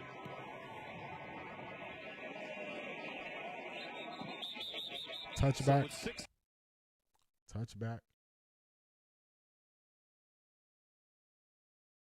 16 seconds to go. Michigan has one timeout. Hey, here we go, Buckeyes. Here we go. Yes. This is when you say that. O, H, I, O. All right. I don't know what that flag was. Selmo Fudd. They pulling through. They are pulling through. 16 seconds to go. Michigan, just kneel it down. Let's get out of here. Get to halftime. Don't try to run nothing. I mean, unless you want to, go ahead. Try to run something. Let's see what they're doing. They got Underwood in the shotgun. Look like they're going to try to go for something. Let's see. Maybe they just run the ball, see if they can get anything out of it.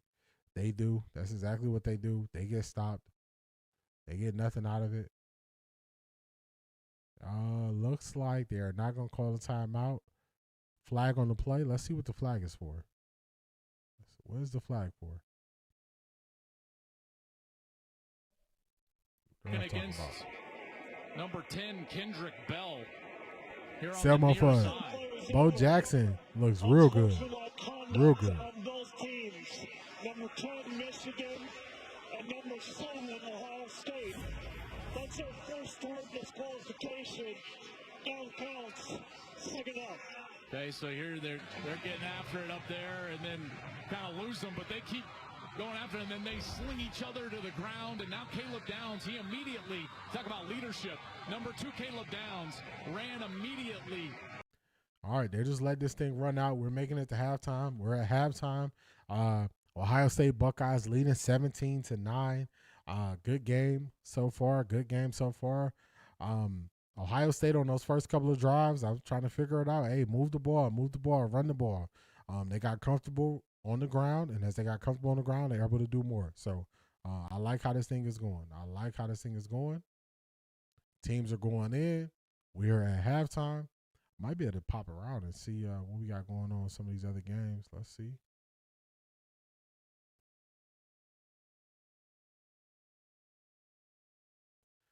All right, we popped over to, what was this? All right, we got Colorado in the third quarter. Caden Salter, big run. Let's check out this game for a little bit, y'all. Impressive, Eric. I thought Stufflebean had him. You know, Corey, number 47, watch him when he goes upfield. Once he turns his shoulders upfield, and this is one of the things that he can do. He's a legitimate dual threat guy. He turns upfield, and it's just like he's tagging him, right? Man, you got to go get that guy. You got to go get him, man. All right, I'll jump over to the Colorado game while we on halftime for Michigan. Big run from Caden Salter when I got here. It's 7-7. It's the third quarter. So we're gonna listen to some of this game. Let me get y'all updated on the actual game I'm listening to. Get y'all updated. Know if that's a tenable response, but here's how you do respond to this. This is proper tackling with leverage, knowing you got help on the outside and corralling that guy down. That's some mutton busting right there. Dallin Hayden back into the game. Salter again leaves the pocket.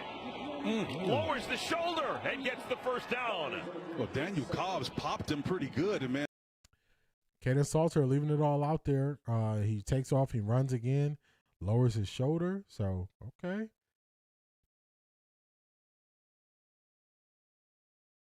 The DB didn't wrap up. DB just tried to lay a big hit on him. It did not work. It did not work. So, where are we at? We are here. Might as well catch some more football on the halftime break while we got it. First down at 10. Tight end Atkins got it. Breaks the tackle. Inside the 35. I hope we get a chance to take a look at this, man. When you watch how this ball is thrown upfield so that Atkins can turn his shoulder and get upfield vertically really, really quick. That's what makes the difference. A lot of times you got a guy that doesn't have anybody on him, but the ball is thrown.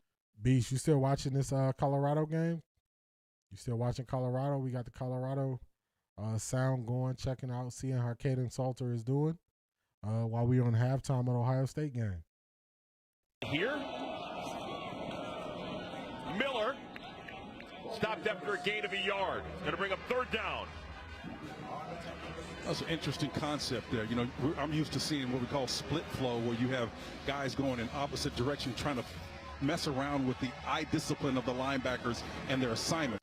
I don't like the play design for how Colorado runs the ball out of shotgun. They got some downhill runners. They always getting these guys going east and west, and I just think that's playing into the hands of the defense. You want to get these guys running downhill, and they do too much east and west for me. 3rd and 3. 3 down linemen, 4 up front, 4-man rush. Nope, not going to get there. Hayden spun down. It'll bring up 4th down and a decision for Deion Sanders and the Buffaloes. Let's go to Mike Hill in L.A. for an all-state game break. Because we got the game over on Fox. Ohio State, Michigan, 10-9 Buckeyes, late second. Julian saying to Brandon Ennis on 3rd and goal. Ohio State, 6 for 8 on 3rd and 4th down so far in this one, up 17-9 at the half. Eric and Spencer. Great stuff. Thank you, Mike. They're going to go for it. 4th down and 2. Inside run. And I don't think he got there. Hayden pushed the pile, and I don't think he got there. He may have about 6 inches short, man. Short. And it was a clean gap between that white line and, Nope, didn't get there. He's short. He is short. He's short. Surprising, aggressive move right there for Coach Prime in Colorado. They go for it on the wrong side of the field. He comes up short. They give Kansas State the ball back with great field position. Hey, if you're going to be aggressive, you really got to believe in what you're running. Really got to have faith in it. So they don't get it there, which is surprising because Coach Prime isn't the most aggressive when going forward on the wrong side of the field like he did. So he's giving Kansas State some good field position. Good field position for them. Let's see what they got going on for the halftime. Let's see if they're going through some games.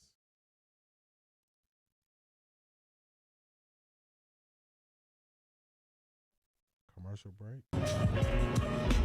Yeah, they just going through the commercial break. What other games we got going on? Baby Gronk and others at this game. Selmo, for you, they're at the Ohio State game or they're at the Colorado game?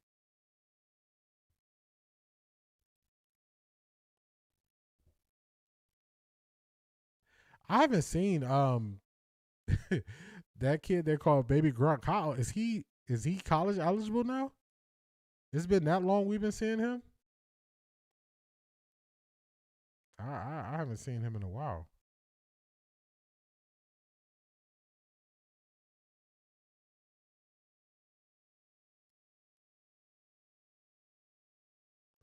All right, we got commercial breaks all over the place. Oh, yeah, the Ohio State game. Okay, got you. He's college eligible? Man. That was quick. That was quick for him to become college eligible now. I thought we had a little bit longer to go. A little surprised.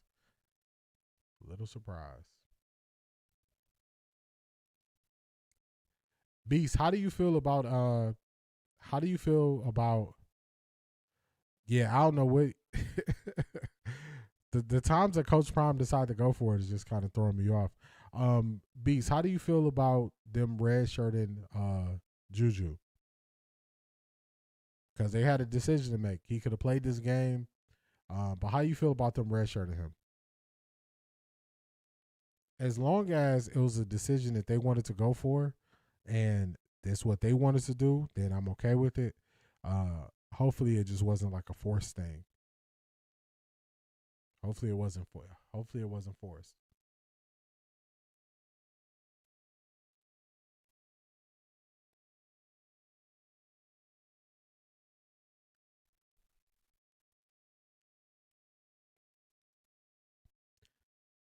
Also, it's weird to me when Coach Prime goes for it because so Kansas State, their first and second. He kind of doesn't really use the analytics. He just he goes a lot based off of feel. So I don't understand it when he goes for it and when he doesn't.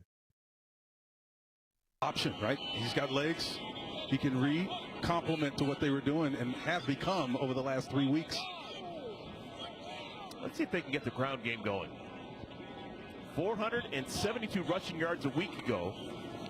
An eighth of that so far in our ball game, and that's a good start. Joe Jackson stepping out. Yeah, I'm curious about that. My only question would be did Juju and his family say, hey, let's redshirt this year to make sure we got our eligibility straight, or was it a forced thing? After next season, I think Coach Prime will go elsewhere. Yeah, he got to show he could do it without just the Shedeur and just having Shedeur and Travis Hunter. He got some wideouts, but you're doing a different job as a coach when you have a quarterback that you just believe in. At the college level, you got a quarterback you believe in, it's a different job. When you are searching for a quarterback in college, you can't be searching for a quarterback for 2 years in college. You got to know you got the guy. You got to move forward with the guy. So you have to. Colorado almost jumped off sides there on 3rd and 4. That would have been a disaster. They run a QB run. They stop him. Dear Shedeur, thank you for your efforts. You were self-taught. You now have set a trend for us later round picks and upcoming draft picks. That's it. It's all about the opportunity. That's what you want. You want the opportunity. That's what you're looking for. You're looking for the opportunity. You can't guarantee the result. You just need an opportunity. Some people want to they want the guaranteed outcome that they want. Others just say, hey, I need the opportunity. You give me the opportunity, I'm going to figure out what I can do with it. Let's flip over to Ohio State. See what they got going on.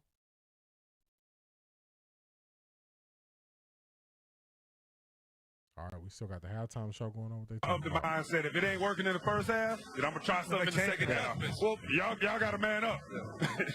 Coach, you kind of talked about the rhythm, how big that touchdown was before half.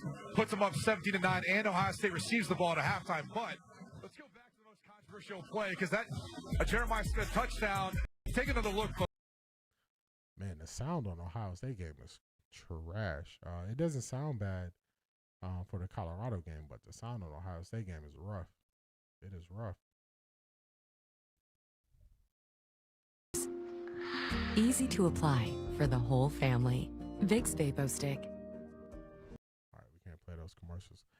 Texas A&M was just too rocky last night and got embarrassed. Yeah, early on, when their quarterback kind of went down, they had to help him off the field. From there, seemed like they just never bounced back. He threw a bad interception at the end of the game. It's crazy how many narratives they've made about Texas this year. In the middle of the year, they said Texas defense wasn't good. Now they're saying Texas defense is good. Now they're trying to do more of the crowning Arch Manning, which I see a good guy. I see somebody that's getting better. I don't see a guy that's consensus #1 overall pick in Arch Manning. But you know how they're going to spin it. You know how they spin it. Texas A&M, I think, should have won that game. They definitely had the opportunity to win it. They were in it all the way to the end. All the way to the end, they were in it. And Arch Manning looked a little rattled early on, like the moment was too big for him. So that's when you needed to capitalize. So that's when you need to capitalize. You got to start to get points on the board, touchdowns, so you can have that additional level of pressure on a quarterback who you see kind of pressing. Put some distance between them on the scoreboard. Look how they start pressing. So Texas A&M definitely missed the opportunity last night. Missed the opportunity. 7-7 tie in Manhattan, Kansas. Let's talk about the K-State defense. Well, one of the things that Kansas State has done has been consistent, right? Their run fits have been out. Beast, Colorado defense is just so inconsistent, man. Colorado's defense has moments of just playing so well, and then they just go through these moments where anybody can run for 500 yards against them. It doesn't match. Just the consistency isn't there like that, so they go through too many ups and downs for my liking. We got Staub in the game.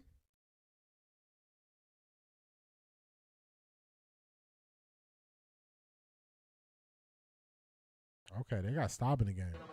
Yeah, but this is predictable, right? The guy's only like 6'1", which actually is decent size, 200 pounds. But this is Deion Sanders managing his roster, managing for the future. You have to throw these guys a bone. The bottom line is you've redshirted your 5-star guy. You've got the playing time for your other transfer sophomore behind him. Now give this guy a little bit. You're not going to any bowl games. This is good management right here. Staub has started before this year, started a game against Houston. That'll be another negative play as the defense has been whipped into a frenzy for. I don't know. This is interesting to me. So,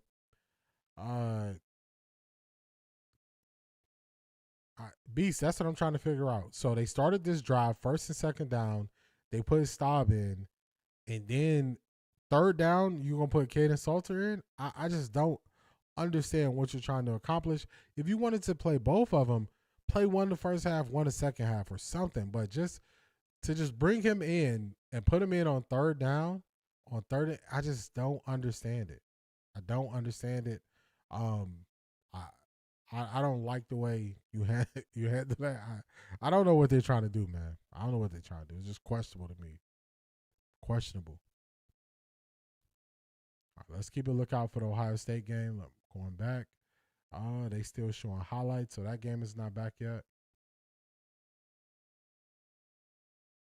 Yeah, I don't understand, man. Everybody has to learn how to deal with quarterbacks. Just the way we see people handling quarterbacks has just been off this year. It's been off. If you want to, oh my goodness, is that roughing the kicker?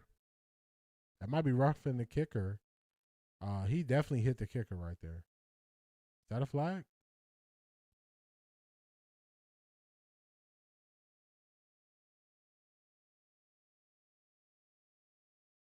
Are they saying he touched the ball, I guess? I don't know. This is not a serious football team, bro. Yeah, I don't understand what they're doing sometimes. We did a watch party last week's game, and they just put in that rookie. I'm sorry. They put in that inexperienced running back at a key point in the game just to get him a carry, and I'm just like, what is happening? Like, I just don't understand. I don't understand. An addendum, the CEOs will point to Shador. They shall tell its coaches Shador practice daily without any first-team reps. I would not allow fifth-rounders to stand with their arms folded. Thank you. Man, the stuff that they talk about Shador is crazy. It is crazy. Yeah, I don't know what Colorado's doing, man. I don't know what Colorado's doing. It's definitely been some head scratchers. We still at the halftime show for Ohio State. It's a long halftime. I don't even see the guys warming up on the field yet. In the pregame show, I said, right. I see the kicker and the punter out there on the field, but I don't know. I don't know what's happening here. Let me refresh the Fox app to make sure I'm not behind.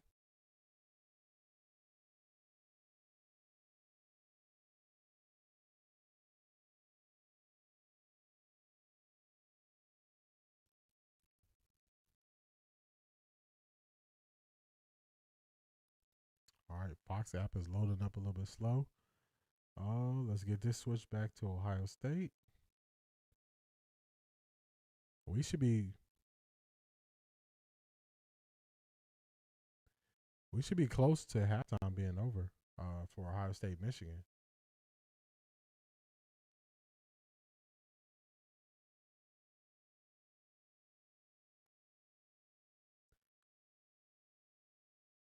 Man, this Fox One app, it's kind of messed up today. Gave Kansas State great field position too. Yeah, man. I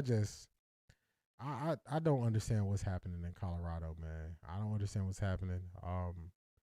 Just questionable decisions, man. Like, it's the last game of the year. You want to let both guys play. Play one guy the first half, play one guy the second half, or play Caden Salter the first 3 quarters. Let Staub play the fourth quarter.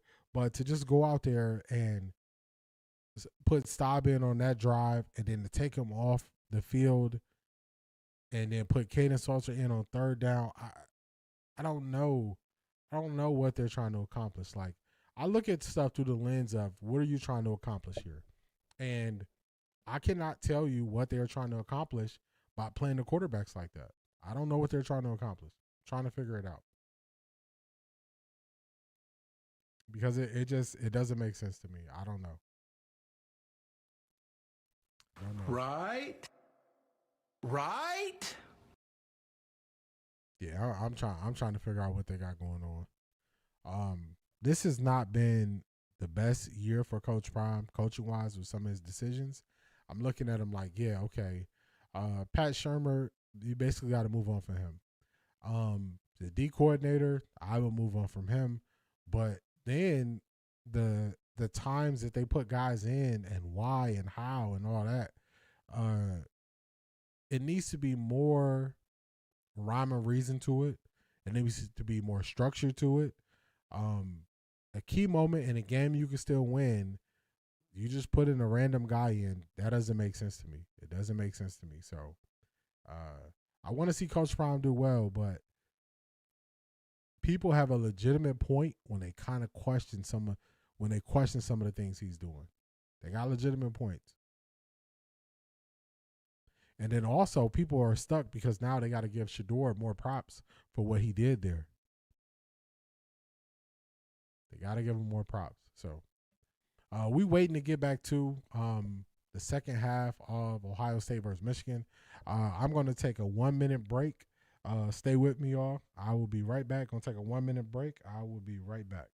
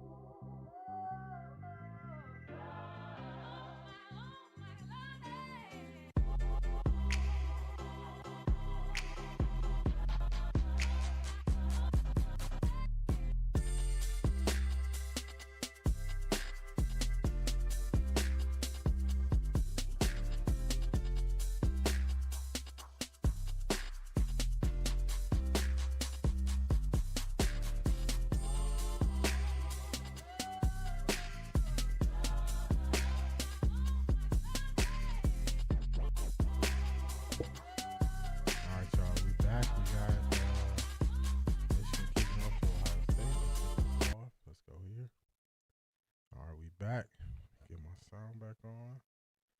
More guys talking to Sharon Moore. He said the most important thing was trying to get a stop here right away and try to reclaim the momentum defensively.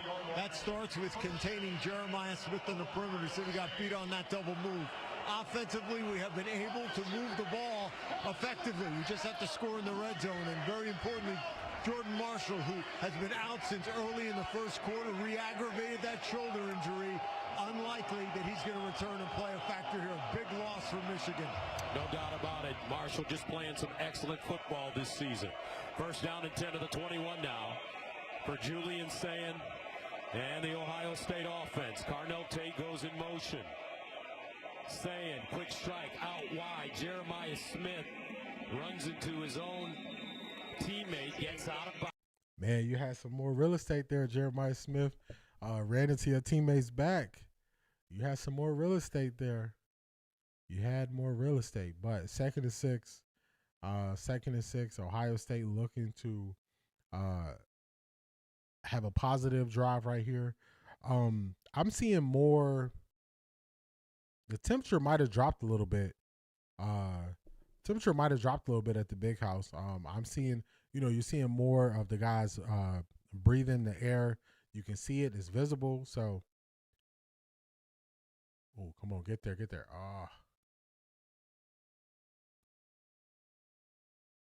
All right, nice run play by Bo Jackson. 3rd and 1, 3rd and manageable. That's where you want to live at, 3rd and 1. Right here, on 3rd and short, that right side of the offensive line, Tegra Shabola, the right guard, as well as the transfer from Minnesota, Philip Daniels. They've been rotating at right guard, trying to find the right combination, but today, Shabola and Daniels have been excellent over there on the right. 3rd and 1. Let's get this first down. Remains in the game. They give it to him, and he picks up the first down. He gets it. First down. I like it.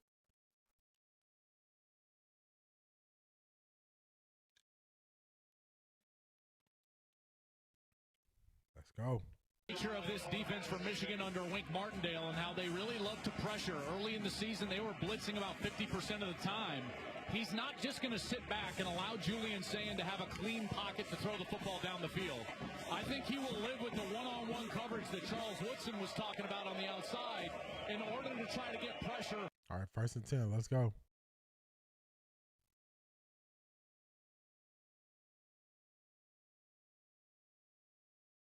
Oh, great play to turn that into a positive by Bo Jackson there. Looked like he was stopped behind the line of scrimmage. Does a quick stutter step. Slightly reverses field to turn that into a positive gain of 2 yards on the play. 2nd and 8 here. 2nd and 8. I like it. Possess the ball. Keep this thing going. Get to 3rd and 5 and less, and that's where you want to live. Why he's been able to pick up some more yardage here in the back half of the year. 2nd and 8 at the 35. Remember, he's a freshman. Play fake. Sayin. You got him. Finds him in the flats. Bo Jackson. Out of bounds. Another first down for Ohio State.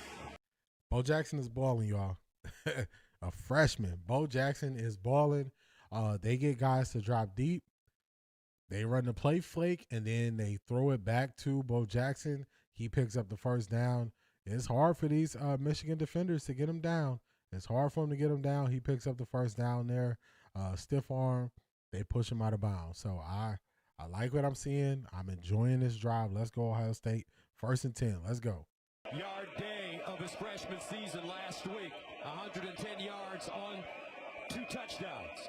1st and 10 to the 47. Sayin. Oh, you got to catch that. That one.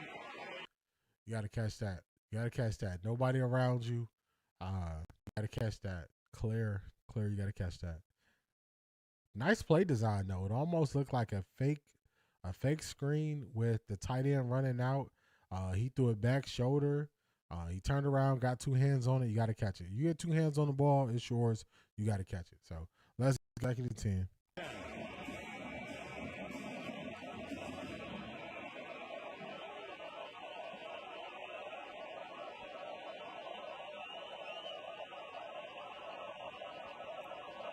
Jackson.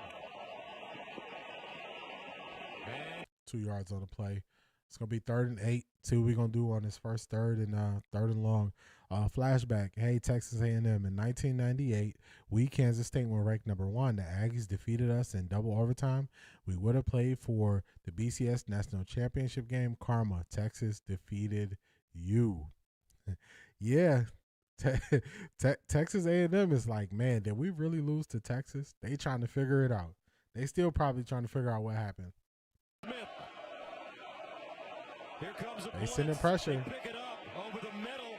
They won't get the first down. Max Clare as a Wolverines game. Really close. Big decision right here for Ryan Day. Big decision for Ryan Day is 4th and 2, right around midfield. What do you do? Oh, I guess we got the answer.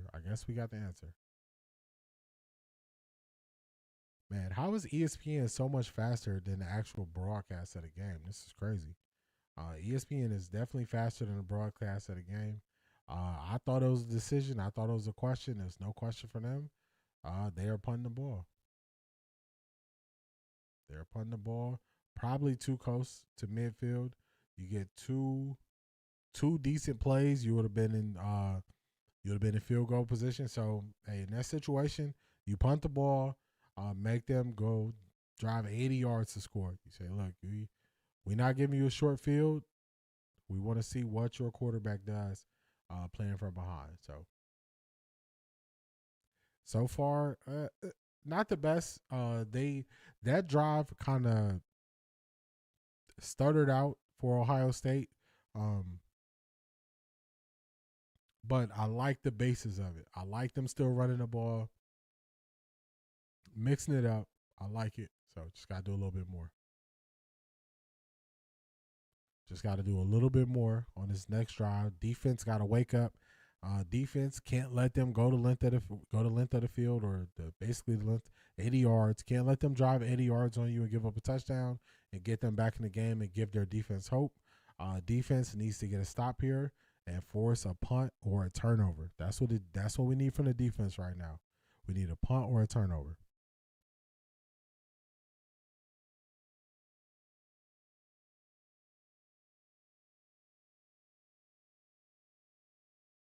Have to be ready. Beast, you still watching that CU game? I looked at it a little bit, man, but with CU and some of the decisions they're making, I can't figure it out, man. I can't figure it out. I can't understand it. I don't know what they're trying to accomplish with some of the things they do.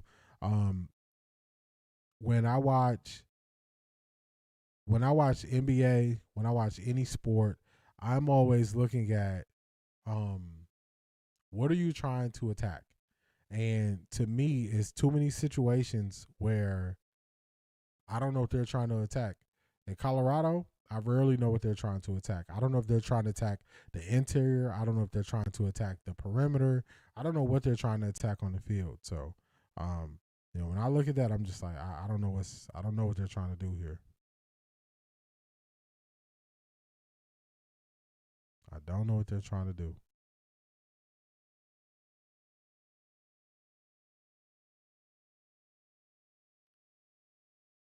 All right, commercial break here. We got Fox Sunday. Beast, you say you over it? You say you over it. You can't give it no more energy? You can't give it no more energy? Yeah, I understand, man. Once I saw Kaden Salter was starting, I watched it a little bit because we had time during halftime, but it was nothing up for me. Nothing left. 20. Cusdo in for Jordan Marshall, who went out in the first half with that shoulder injury. And this one thrown in the seam. Whoa, Donovan McCulley. Oh, man, come on, defense. Defense, wake up. Defense, wake up. Great throw by Bryce Underwood there. Great throw. Those are right up the seam. Put to where his guy can get it. Big tackle right there. That wasn't Caden Downs. That was number 3. Big tackle on Klein, stopping them for no gain right there. Big tackle. I like it. Big tackle right there. Big tackle.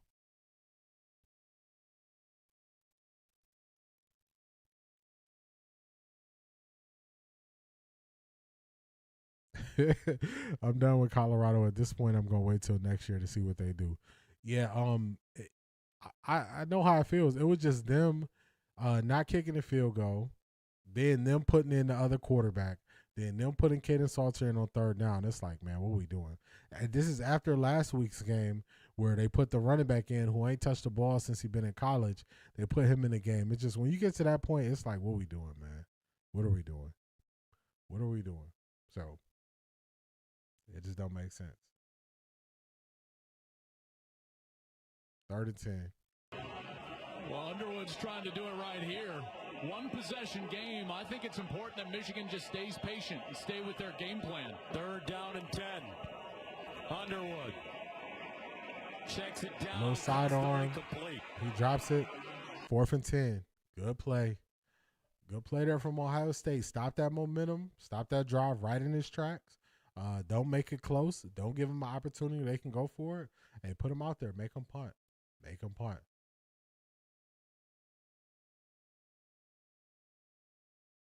Oh, man. Yeah, he missed him. He had him. He had a guy doing a slant going right into the open portion of the zone, and he missed it. He missed him there. Oh, man. All right. A nasty punt here. Very nasty punt. Oh, that's a. Oh, my goodness. That was a nasty punt, y'all. How many yards did that punt go?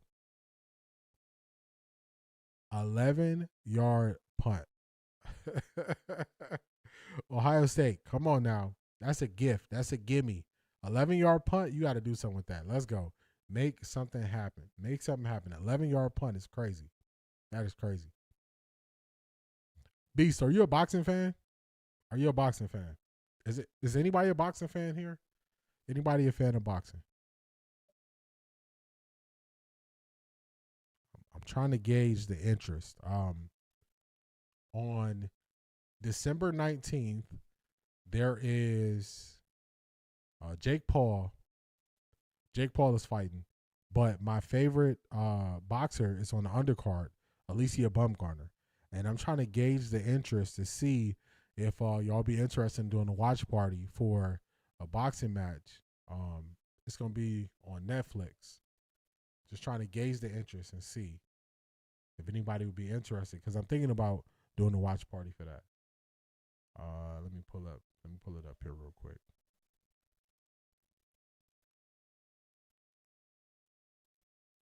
Whoops.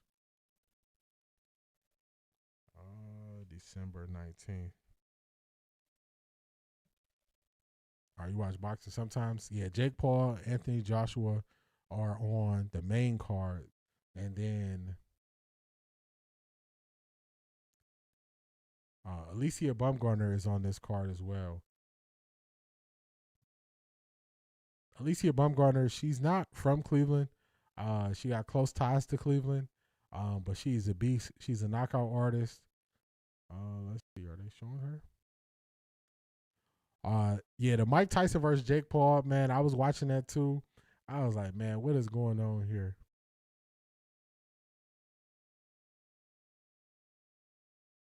I think this fight is going to be in Miami. Miami, December 19th. So I'm thinking about doing a watch party stream for that. Because Alicia Baumgartner, I'm a fan of hers. See the full fight card right here while we got time on this commercial break.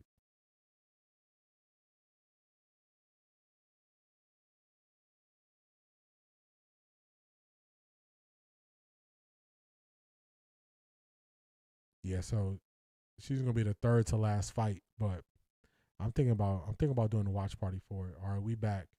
We got the game back.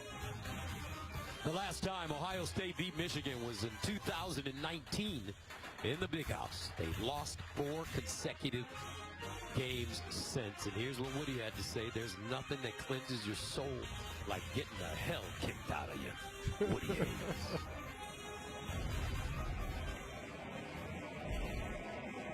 Like Ryan Day would rather the cleansing happen with a win.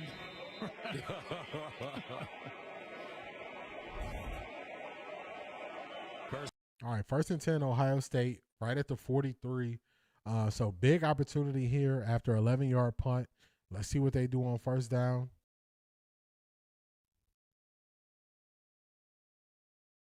They throw the ball to Carnell Tate. They do a play fake. That's a running play they've been having a lot of success with. They play fake off of it. They get the ball to Carnell Tate there. It's going to be 2nd and 3. So this is where you want to extend this thing out. You might as well stream the whole boxing event. Yeah, I'm thinking about it because I'm looking at it. I'm like, why not? Why not? Team, this is what they've talked about. They just have to go and execute. 2nd and 3. Saying sprints out of the pocket. He got time. Throwing it deep. Carnell Tate. Wide open. Let's go. Let's go. Like that. Like that. Hey. Spooky hours for Michigan. Spooky hours for Michigan. You get up a couple scores. You force their hand. You force them from being able to be a ball control team to having to try to go get points. Let's look at Carnell Tate at the top of his route. He just splits the defense. He's running wide open. That's how you do it, just like they drew it up. Just like they drew it up. I like it. All right. Charmaine, if you're listening at work, the score is currently 24-9. Ohio State just scored another touchdown. They're making this gap wider. They're making the gap wider. So this is what they want to. This is what you want to be able to do. Put the pressure on Michigan. See how their freshman quarterback handles the pressure. See how he handles the pressure. That's what you want to do. You might as well stream the whole boxing event. Yeah, I'm thinking about it. So it's a Friday. It's a Friday, December 19th. And I'm thinking about doing my normal stream during the day, taking off of, the midday. So streaming early, my normal 10:30 stream on Friday. And then coming back, it starts at 8 p.m. And boxing, it's going to be about a 3-hour stream. So it'll be a lot of streaming in that day. But if it's worth it and people want to watch and, do a watch party, we could do it. So I'm thinking about doing that on the 19th. That's what I'm thinking about doing. Trying to expand because just some of the plans I have going forward. Of course, I'm still going to do my streams throughout the week, but as we get into like the bowl time, it's going to be certain bowl games. We're going to do watch parties.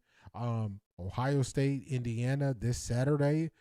They're playing for the Big Ten Championship. That's looking like another streaming opportunity there. So just looking at how I could do more watch parties around other things that's going on. The Browns got an outside opportunity to make the playoffs, but if the Browns don't make the playoffs, I'm thinking about doing watch parties for like the wild card weekend. Where it's 2 games on Saturday, 2 games on Sunday. I'm thinking about doing watch parties on those days and doing watch parties for both games. So just looking to expand and definitely expand the watch parties. So that's what I'm looking to do moving forward. Then once we get around to the NBA playoffs, doing watch parties for the NBA playoffs.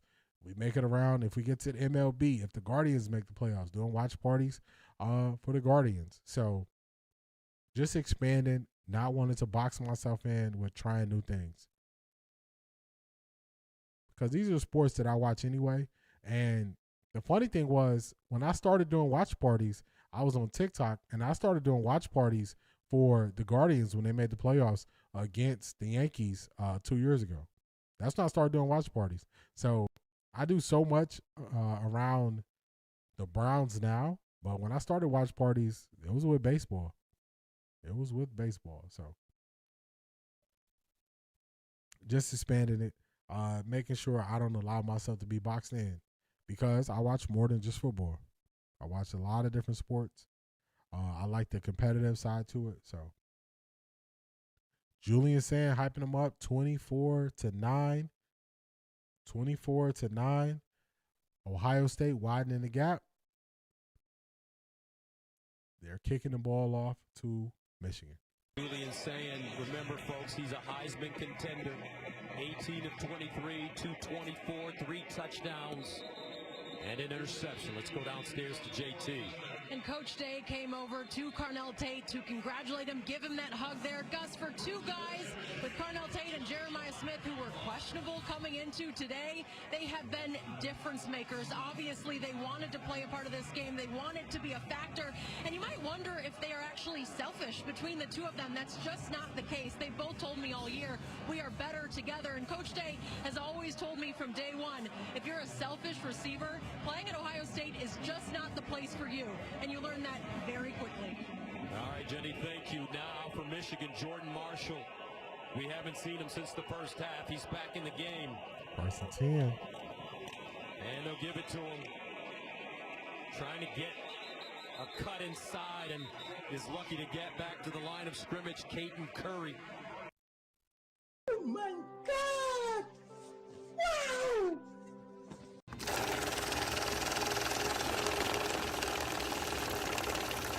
I got money.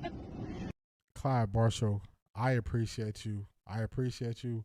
Shout out to Clyde Marshall. Put Clyde Marshall in the chat. Let me add this here. Shout out to Clyde Marshall, and then I'm going to read your chat. Just want to make sure we give you your due. All right, so shout out to Clyde Marshall. He hit the PayPal. And Clyde Marshall said, to me, you have a PhD IQ. I appreciate you, man. I appreciate you.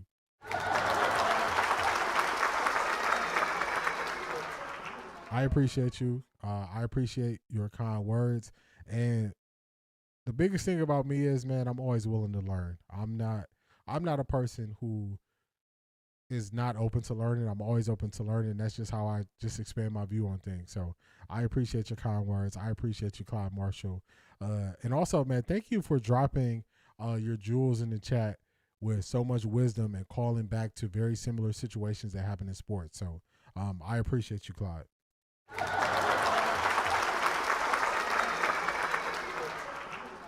Much appreciated. Boy, Gus, it is really tough to run the football. 3rd and 10 here. 3rd and 10 here or 3rd and 8. I'm sorry. 3rd and 8 for Michigan. Bryce Underwood almost threw an interception a couple passes ago. We're going to see how we do. This is what you do, man. You want to see how this freshman quarterback is going to handle the pressure and the stress of being down in the second half of the big game. 3rd and 9. Underwood winds up. Back shoulder, incomplete, but a flag. Intended for McCulley. Pass interference there. It looked like the defender and the receiver were hand fighting, but they're going to get the defender for pass interference. They were hand fighting as the ball came in. Lots of grabbing and pushing. They called it on the defender. They get a first down. They get free 15 yards. Contact along the sideline and gives Michigan a free first down. And when they cross the 50, this is when you've got a shot play or a gadget play ready to get holstered up. I would imagine Michigan would use it here soon. First down at the Ohio State 44. Oh, yeah, Beast. It's cold out there. You can tell. As soon as they go to the sidelines, they covering up. Underwood. That's how you know. Down. Incomplete. Marshall couldn't hold on. And even like Marshall, the one who they just threw the ball to on Michigan, he got like his pants look his pants look short, and he got the gloves on, but he just chicken winged that ball. You playing tough by not having on nothing to keep you warm, but you showed it chicken wing that ball when he threw it your way. Down in 10. All right, they run it with Marshall. He stopped in the backfield. You talk about all the first round picks. He stopped in the backfield. 3rd and long. 3rd and long. This is a 15-point game, 2 scores. So one more score, put this thing out of reach. One more score, put it out of reach for Michigan. I don't see them being able to score 3 times before this game is over. 3rd and 12. Let's go. A 6-year career in the National Football League. 3rd down and 12. Underwood. Overthrows this guy on the Ohio State sideline. Hey, it's getting real. This is where it gets real. This is where you're truly tested. This is where they find out what they have going on. It's 4th and 12. You see guys, they're not holding those heads up in Michigan like they were before. Just like B said, he said, yeah, it's GG's. Yeah, because this is basically it. The last punt, the punter punted the ball 11 yards. That wasn't a good punt. You definitely need more out of your punt game. And you made a short field. Ohio State made you pay for it. Now, Ohio State, just keep a distance between them. Burn some clock. Burn some clock. You get a field goal or one more score. I think this game is a wrap. I don't think Michigan can come back from that type of deficit to Ohio State because Ohio State can score quickly and Michigan cannot. Michigan has to dink and dunk to get it downfield, and Ohio State doesn't have to take that approach. So that's the big difference. That's the big difference between the two teams. One has to dink and dunk. One can attack you. So that's the difference. This is a different Ohio State team. This is not the timid Ohio State team that played last year. Charmaine. Charmaine, you were there. Ohio State is pulling through. They're pulling through. One more score. Field goal, touchdown, one more score. This is over with. Michigan does not want to line up and throw the ball 3 times in a row. They want to be able to run the ball twice and throw it short. They don't want to attack downfield. That's not the strength of this team. It's not the strength of this team. So put a couple scores in between you. We're going to see if Ohio State plants a flag in Michigan. We're also going to see how Michigan handles the end of this game. So this is the one thing Michigan had over Ohio State was they say, hey, we've been beating y'all. We've been whooping y'all every year. Michigan won a national championship. Ohio State won a national championship. The difference is Ohio State was losing to Michigan. Ohio State is trying to change that today. Trying to change it. Excuse me.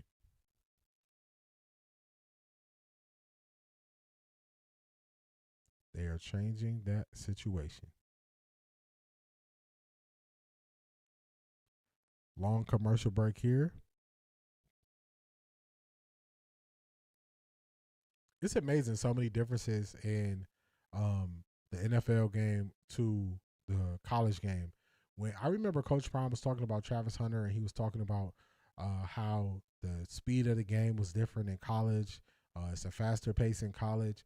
But what I've noticed is college has longer TV timeouts than NFL. So even if it is a slower pace, with a longer TV timeouts, you work around and you're able to recover. You're able to recover and bounce back, because that's the first thing I noticed when I streamed that Colorado game last week. I was like, man, these commercial breaks are something else. So it's definitely subtle changes like that just change how the game goes. Subtle changes.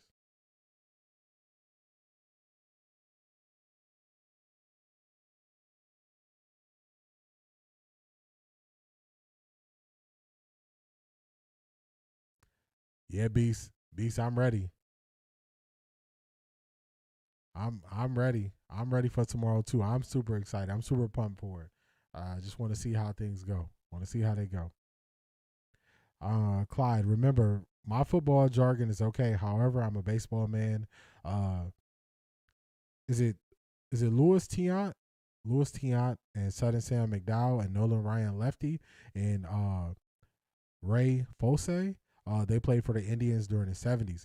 Yeah, that was before my time. My prime time with the Indians was in the 90s. That's when I remember the Albert Bells, the Jim Tomeys, the Carlos Baergas. That was my time. That was my time during the 90s. That's when it started for me, at least that I can remember. Before that, I remember from other sports, I remember whoever my dad was rooting for at the time. Zedric, what's going on, Zedric? So if we were watching football at that time, my dad was a big 49ers fan. If we were watching basketball, my dad was a Michael Jordan fan. Scottie Pippen's my favorite basketball player of all time. So it was somewhere related to whoever my dad was watching before that. My dad wasn't always the biggest baseball fan, though. That's just something I just picked up on my own. Something I picked up on my own. Zedric, man, we watching. It looks like Michigan is going down during halftime. I turned it to the CU game. During halftime, I watched maybe 10 or 15 plays of the Colorado-Kansas State game, and just some questionable things happen. They go for it on a Colorado goes for it instead of kicking a field goal in a tie ball game. They don't get it. Then they start a drive off. They put Staub in a quarterback for first and second down. They put Kaden Salter in on third down. I was like, all right, I'm just going to get back to Ohio State. So even Beast was watching the CU game. He just tapped out. He said he can't watch it no more. Can't watch it no more. So that's the wrap up.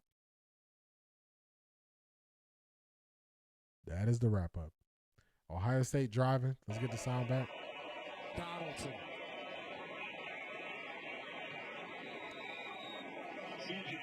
All right, Donaldson picks up about 6. It's going to be a 3rd and 2. 3rd and 2 for Ohio State. They can extend this drive. They can extend this, keep chewing up the clock.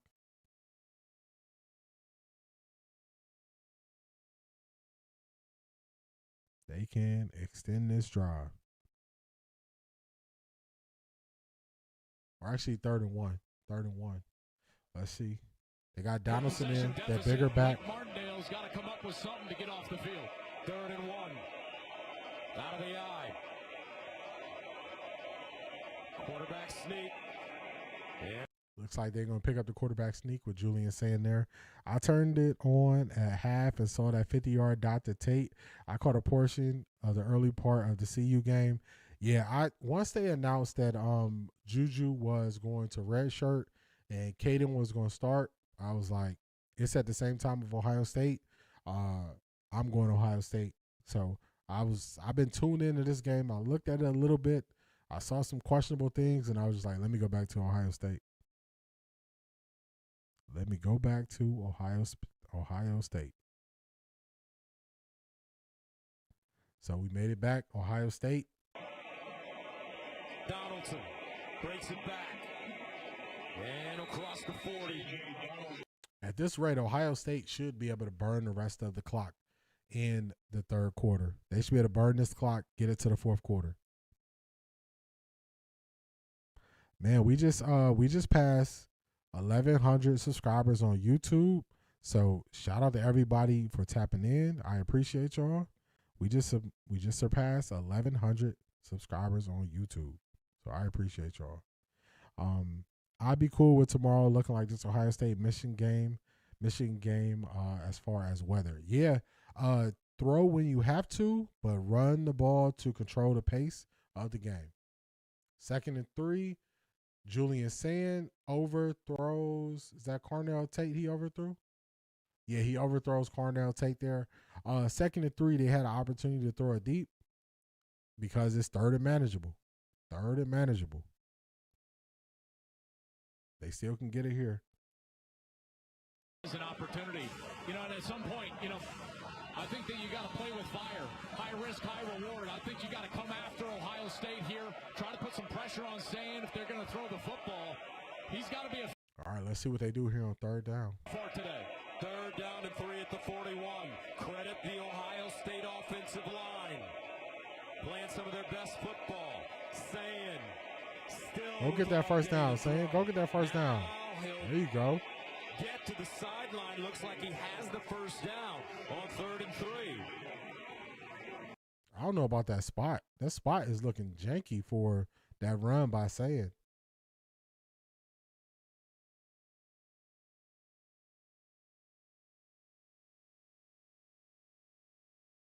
Oh, yeah, he saw it. He had the whole side of the field. Yeah, easy first down right there. We got about 30 seconds to go. This should be the last play of the 3rd quarter. Buckeyes, the reigning national champions, undefeated, #1 team in America. Donaldson trying to get outside, and he will not. He just stopped. Good coverage. Hill this time. Slinging him down.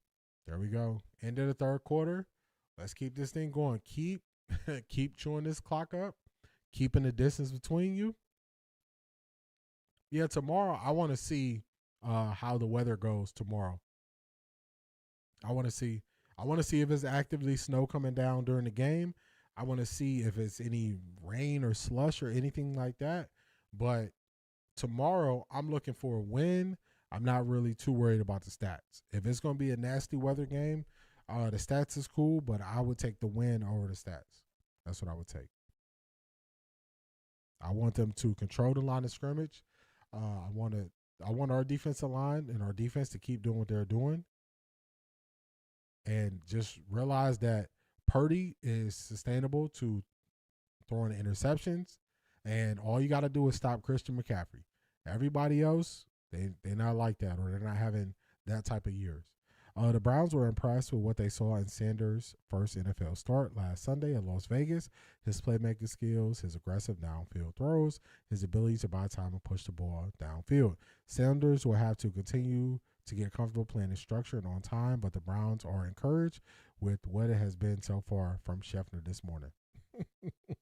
So now they putting good stuff out, Zedric? now they putting good stuff out for Shador? So Wet 11s was asking me about quarterbacks, and I went back and I was trying to find my video that I was doing on quarterbacks in the offseason, and I was looking up something Mel Kiper said, and the funny thing was Mel Kiper was talking about how Shador coming out of college was known for playing in structure, and now everybody's saying he has to get better at playing in structure, and I'm like, do y'all remember y'all said he was a pocket quarterback and y'all were knocking him for his arm and knocking him for his athletic ability? Now y'all switching it up? It's just crazy, man. It's crazy. Yeah, Zedric, it's insane. They don't know what they want to say about Shador. Google the aforementioned the Dodgers, Yoshinobu Yamato, pitchers similar to former Indians great Louis Tiant. I gotta check him out. Let me get that. Let me get that. All right, let's see. Let's go here. Let me ask my ChatGPT about them. ChatGPT is really good when you want to look up things. All right, so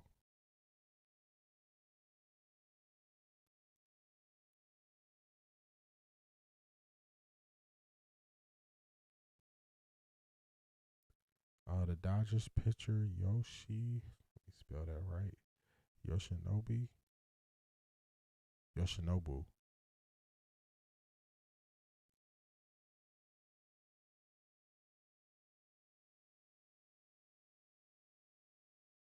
Let's see what ChatGPT says about him.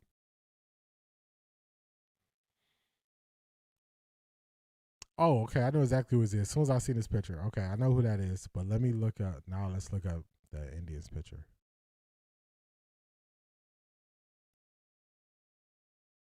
Let's look up the Indians pitcher. I know who that is as soon as I saw his picture. I remember him from the World Series this year.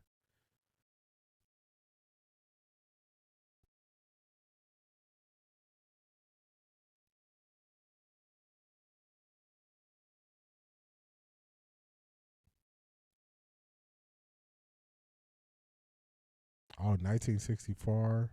His most famous years when he played for the Boston Red Sox. He played for the Yankees, the Pirates, the California Angels, Minnesota Twins. One of the most distinctive and memorable pitching styles ever. Deep turn of his back to the hitter, multiple arm angles, unpredictable, deceptive delivery, fan favorite, and Boston Red Sox legend. Okay. I got to watch some videos on him now, Clyde. I got to watch some videos on him. It's a timing thing now, which comes with reps and experience. People should be scared once he really gets comfortable. Zedric, I agree with that. The reason why I thought Shador could fit in Kevin Stefanski's old system, because Kevin Stefanski hasn't ran it in a while, but the system that he ran with Baker, I thought Shador could fit that system perfectly. I thought he could fit it perfectly. 2nd and 11, Bo Jackson back on the field. Returns. Julian saying, looking, sideline. Why is this tight end? And he'll get inside Michigan territory. Big play right there. A gain of It's going to be 3rd and short. It's going to be 3rd and short. Oh, his father was a legendary Negro Leagues pitcher as well. Considered one of the best pitchers, not yet in the Hall of Fame, though there's constant debate about his candidacy. Remember for his charisma, durability, and a style no hitter wanted to face. I like it. 3rd and 2. Let's see what Ohio State does here on 3rd and 2. Jackson. Big run. Don't go out of bounds. Let's go. Partner, the Buckeyes got another one. Beast, that's something that I was just having a conversation about. How everything that they called Shador supporters crazy for, they consistently were right about. And every week is coming out that y'all were right. But they want to diminish you by calling it conspiracy theories in the moment just because they couldn't see it. I was having a conversation about Kevin Stefanski, and people looked at Kevin Stefanski, who supports Shador, right away. They was like, nah, I don't trust this guy. And they were right. They were right. Nobody is saying Shador supporters are wrong. Now they're saying, hey, stop pulling up the receipts on everybody. Albert Breer saying Shador never rode the bus with his teammates. Stop pulling up the receipts on everybody. Stop lying.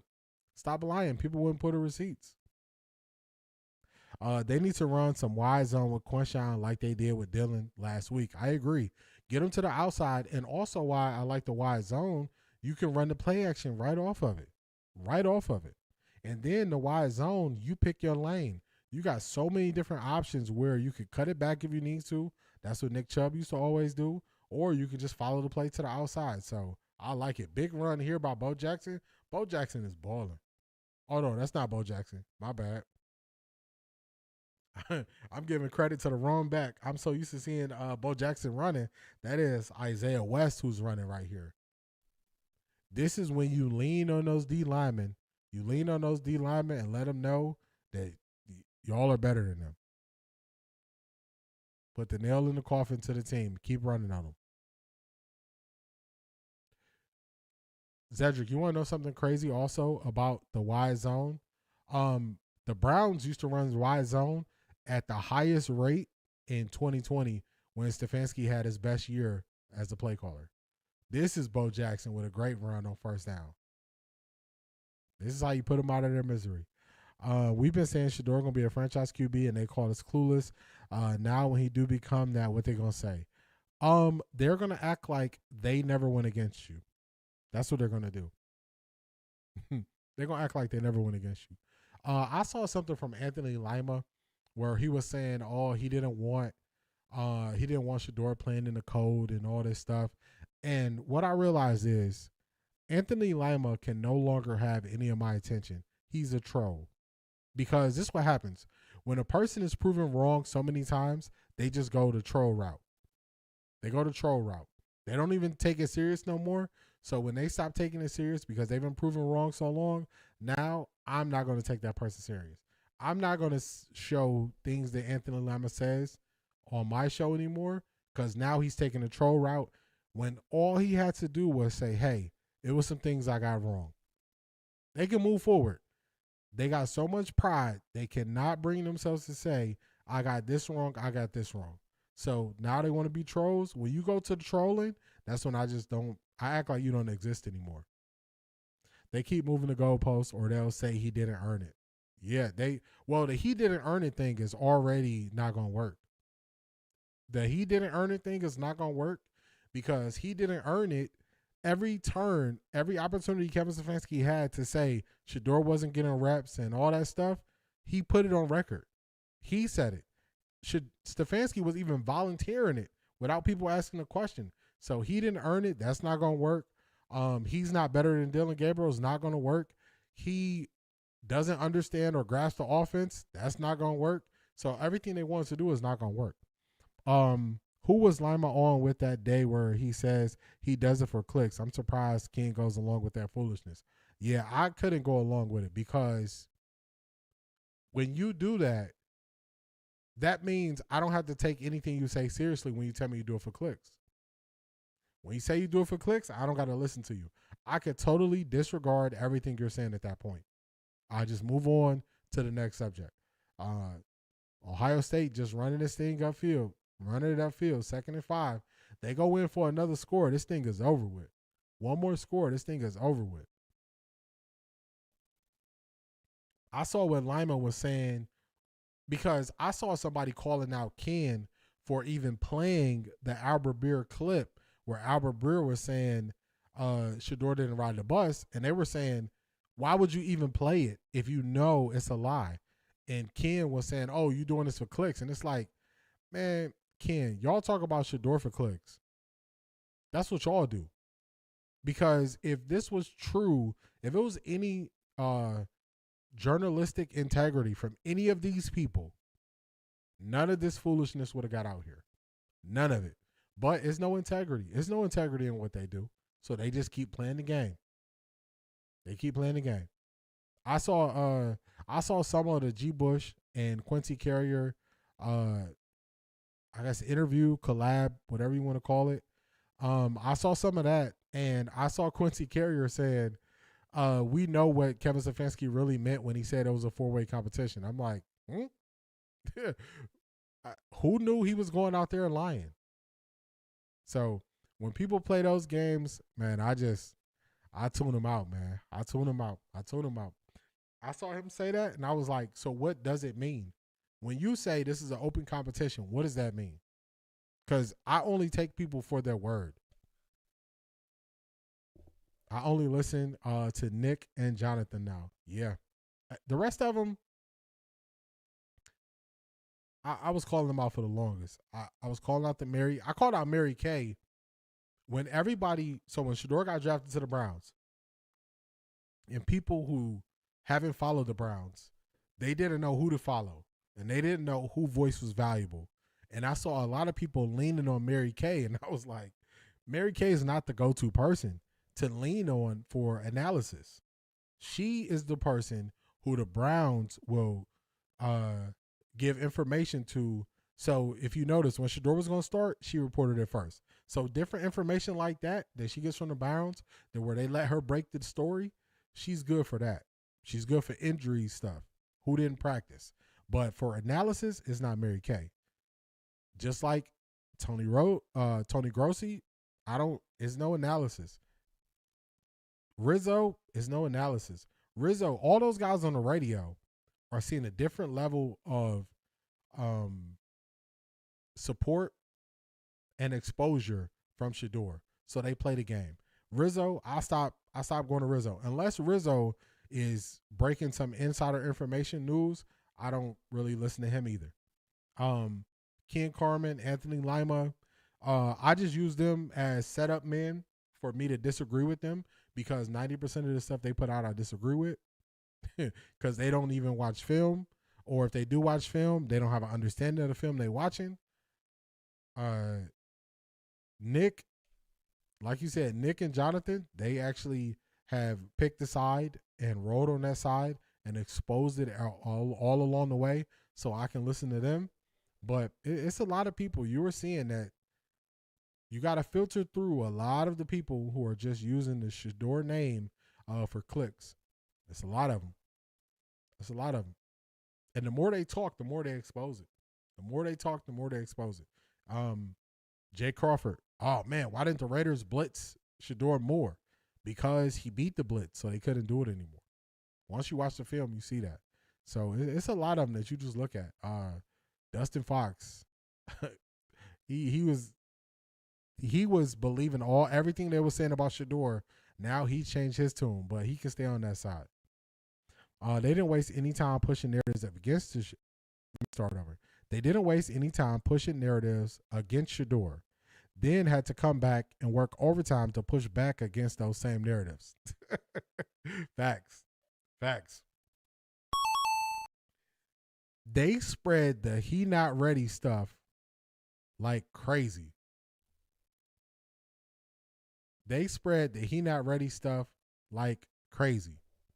Now when he's performing and he's ready, now they They don't know what to say. Now they questioning other teams for not making Shedeur look worse. That's how bad it is. That's how bad it is. And think about this, Zedric. They follow all the stuff that all the reporters put out. Are they gonna follow what Adam Schefter put out that you put in the chat that I read?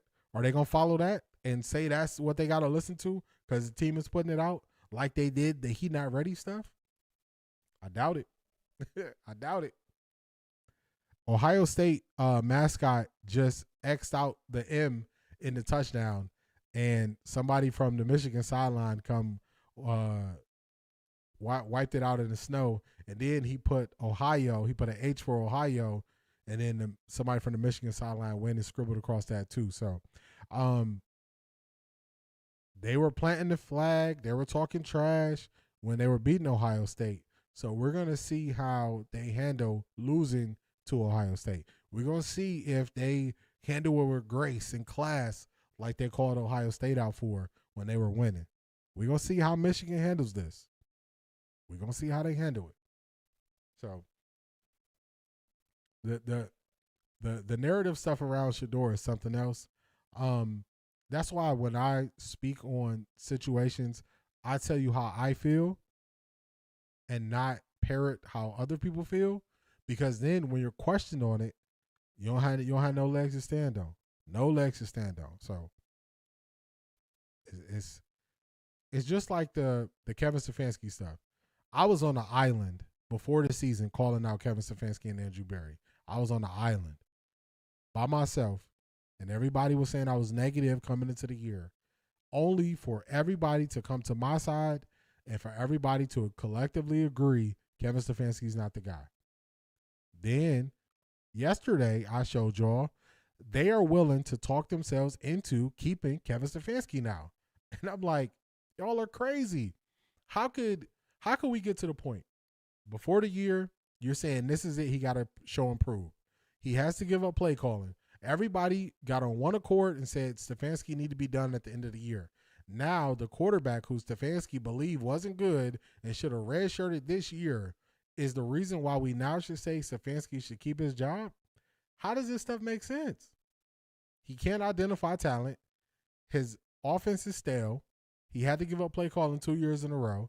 He didn't believe in a quarterback who presumably is the better of the two. That's a coach that got to go. He got to go. So it's just, hey, when you don't put in the work for an understanding on your own, you listen to people, they have you out here looking crazy. That's why Mary Kay going at Kevin Stefanski so hard, because she was out here looking crazy, and she know it.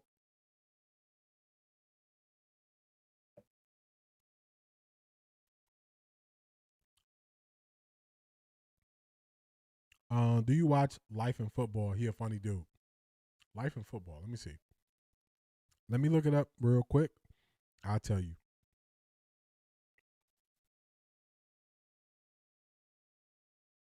That name sounds familiar.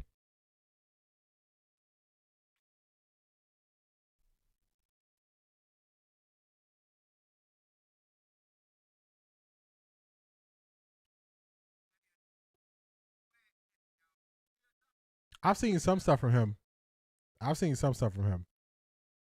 I got him. I'll put him up right here. I've seen some stuff from him. But for me, almost an interception there by Ohio State.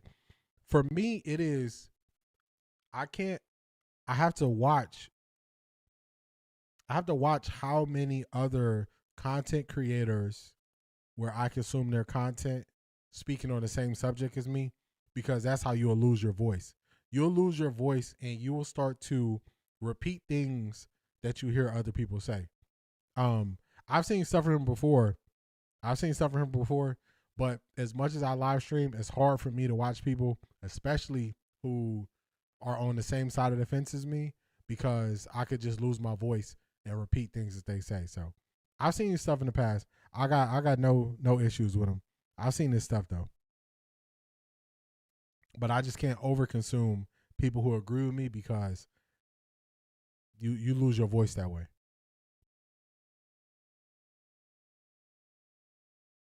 Yeah, I see. That's funny. You said he live right now. That's what I did. I searched him on YouTube, and I pulled up his live on my phone. And once I seen his face, I was like, "Oh yeah, I've seen him before. I've seen him before."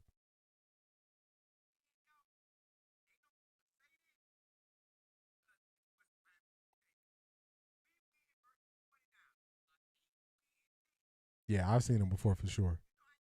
Yeah, I got him right here. Let me see. Yeah, I got him right here. I think you can see it. The light, see him right there. Yeah, I've seen him before. I've seen him. Yeah, but I'm just mindful of not of over consumption of content where we agree, because before you know it, everything you're saying is right out of everything you're saying is somebody else's thoughts, and I try not to fall for that or end up in that category. Big return right there. The snow is still coming down. It's covering the whole field. Ohio State, they're gonna wrap this thing up. They're right around midfield. Right around midfield. It's a penalty on the play. Number 21 of the kicking and receiving team. 10-year penalty from this ball. Hold on Ohio State right there. Hold on Ohio State.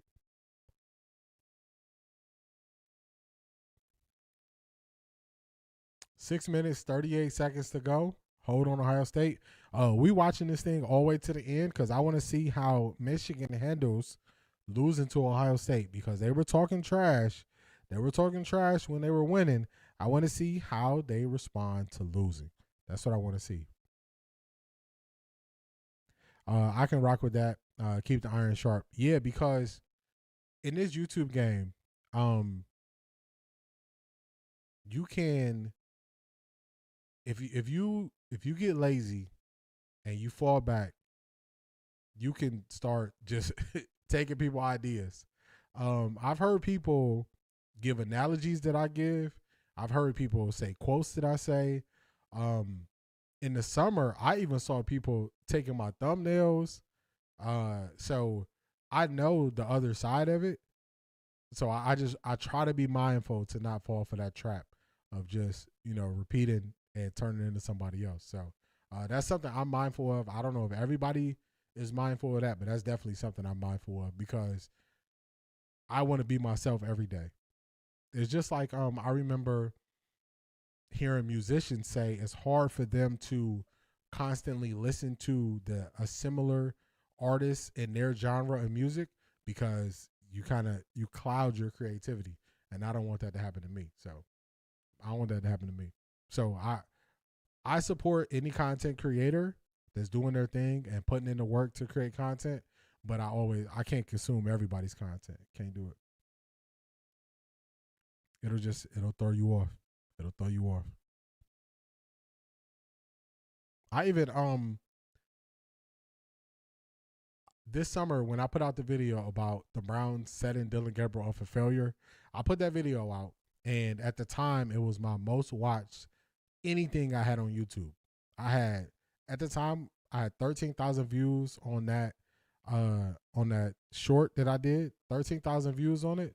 And then the very next day, I saw Gilbert Arenas. He was doing a live stream, and he had Joy Taylor on there, and the title of the stream was, "Are the Browns setting up Dylan Gabriel for failure?" And I was like, man, this is crazy. I was like, where is the creativity? So I've seen it firsthand, how somebody can look at a smaller streamer and just roll with their whole idea. I seen it. I saw that. I was like, hey, this is wild. This is wild. This is wild. I wonder if Colorado won or if they lost. When Miles get the sack record as current play pace, we're looking at the Titans. This week and next week are going to be very, very, very valuable to him getting the record early. And selfishly, I just tell you all the truth. I'm selfish. I want him to break the record in less than 16 games. Me being selfish. So I want him to break it He needs 5 to break it. I want him to break it versus the Tennessee Titans because I selfishly want him to break it before he gets close to 16. I want him to shatter the record. And I want him to shatter the record early. I want it to happen in we through 12 weeks. Let me see. We 3-8. That's 11. I want him to do it in 13 games because I believe the person who had the sack record before Michael Strahan, I believe he did it in 14 games. So I want him to break it in under 14 games. So for me, if he could do it the Tennessee Titans week, that would be perfect. That would be perfect. Oh, CU lost? Man, oh man. Yeah, Zedric, it's wild. I saw that with my title. I saw somebody else. I make all my thumbnails myself. I saw somebody use my exact thumbnail that I used in the summer from one of my videos. And the crazy thing about that was I used to use a free thing to remove the background. I used to use a free background remover, and sometimes like the finger or a hand will be off. So the free background user that I used to use before I started paying for a service, it kind of clipped one of Shador's fingers on his offhand when he was throwing the ball, and the person who took my thumbnail, it was clipped the finger. So I'm like, they just copied and pasted my thumbnail right off my channel. It was wild. I seen that. I was like, man, this is crazy. Unsportsmanlike, is that on both teams? I think unsportsmanlike. The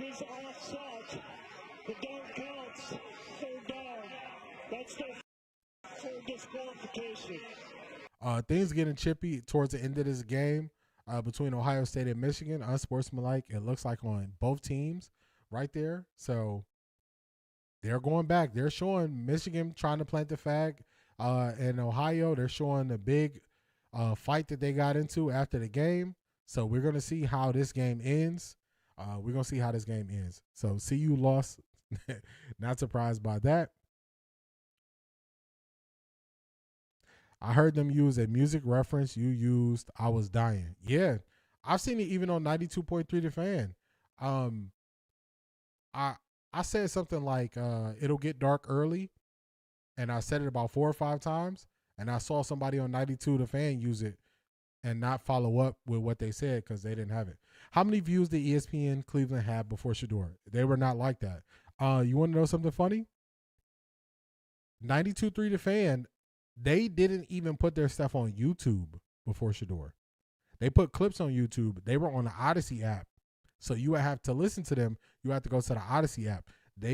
After Shador, 92.3 The Fan made a YouTube channel for them, for their radio shows to be live on YouTube. Then ESPN Cleveland, Ohio State going for it on 4th and 1. They are really trying to they're just trying to draw them off sides. Look like they're going to punt. ESPN Cleveland views were okay, but even they weren't even on YouTube like that. ESPN Cleveland was not on YouTube like that. And when they were on YouTube, they would put their live stream on YouTube, and then they would take the whole live stream down. They wouldn't even leave it on YouTube. And then they would put up like 30-minute block videos. They wouldn't even put out the clips and the shorts and all that stuff that they're doing now. So both of those stations that are based off of the radio, they were not on YouTube like that. They weren't on YouTube like that. All you got to do is look it up. Their views were not like that before Shador. They were not like that. And they weren't even on YouTube like that. ESPN Cleveland used to have 100 people in the chat when they would go live. 100 people in the chat on ESPN Cleveland.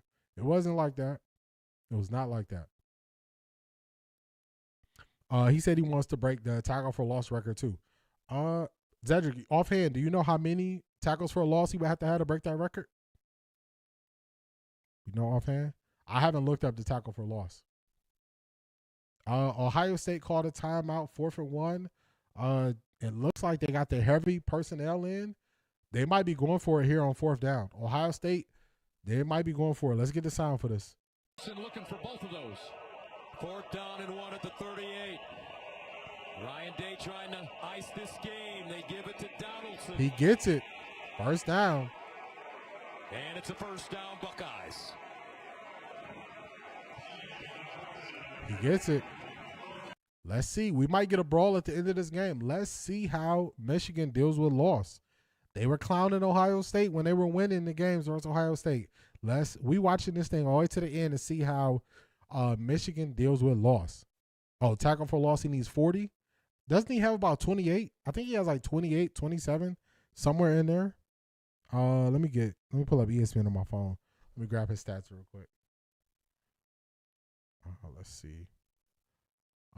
39 set by J.J. Watt. 39 by J.J. Watt. All right, Ohio State still running the ball, trying to burn the clock. Things getting chippy. Michigan not liking being dominated here. Getting chippy.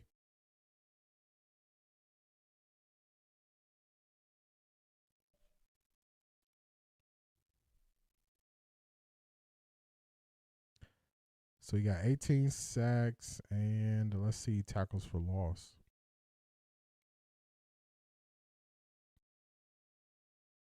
Man, Ohio State taunting and everything. Michigan is mad. Michigan might try to fight.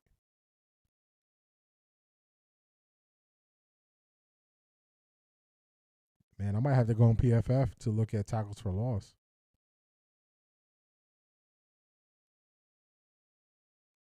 Yeah, I might have to find tackles for loss on PFF because I'm looking just straight up on ESPN and I'm not seeing it.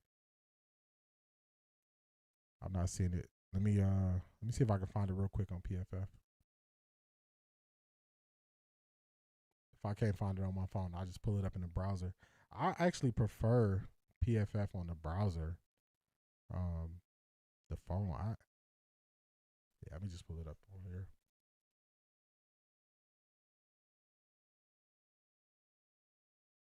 Yeah, things getting chippy. Second and 4. Since that Saturday afternoon in the shoe with a national championship, this will be his 7th win over a ranked opponent in that stretch, and he'll finally get a long-awaited win over his rival. 2nd down and 4 at the 47. The one thing about Coach Day as West runs it, he knows how to recruit, and not only players.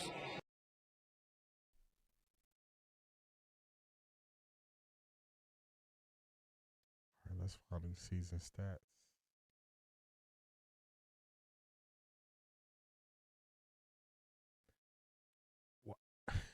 Why is it so hard to find tackles for loss? I got solo tackles, I got assists, forced fumbles, stops, hurries, hits, pressures, batted passes.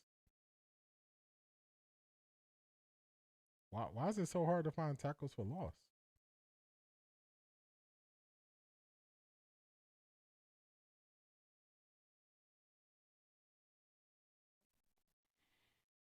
And he could finally get rid of that line at the bottom of the checklist. He's done a sensational job, but I agree with you, partner. And, you know, when he hired Matt Patricia, there were some raised eyebrows. 3rd and 3. Let's see what Ohio State does here. Snap spot position, defense. Let me see. Maybe PFF has it here. Miles got 26. All right, 26 tackles for loss. Okay, thank you, because I am digging through. I'm digging through PFF. I'm like, man, why? How come this is not more readily accessible for me to find tackles for a loss? All right, Charmaine is on break. She's back. It's 3rd and 3. Ohio State trying to put the game out. Is getting chippy. Michigan trying to fight back now. Good on defense. 3rd down and 3, and Michigan bottled up in the backfield. Stops the Buckeyes for a loss. Cameron Brent that time. Now Michigan want to fight. So when Michigan was planting the flag in Ohio State, when they were planting the flag in the horseshoe, now they got into the big brawl last year. Now they were saying, or last year they were saying, Ohio State need to learn how to lose. They need to have some class. Michigan, can we hold you to that same standard? Do you need to have some class as you're taking this L? Y'all trying to fight after every play? Hey, I just want to know.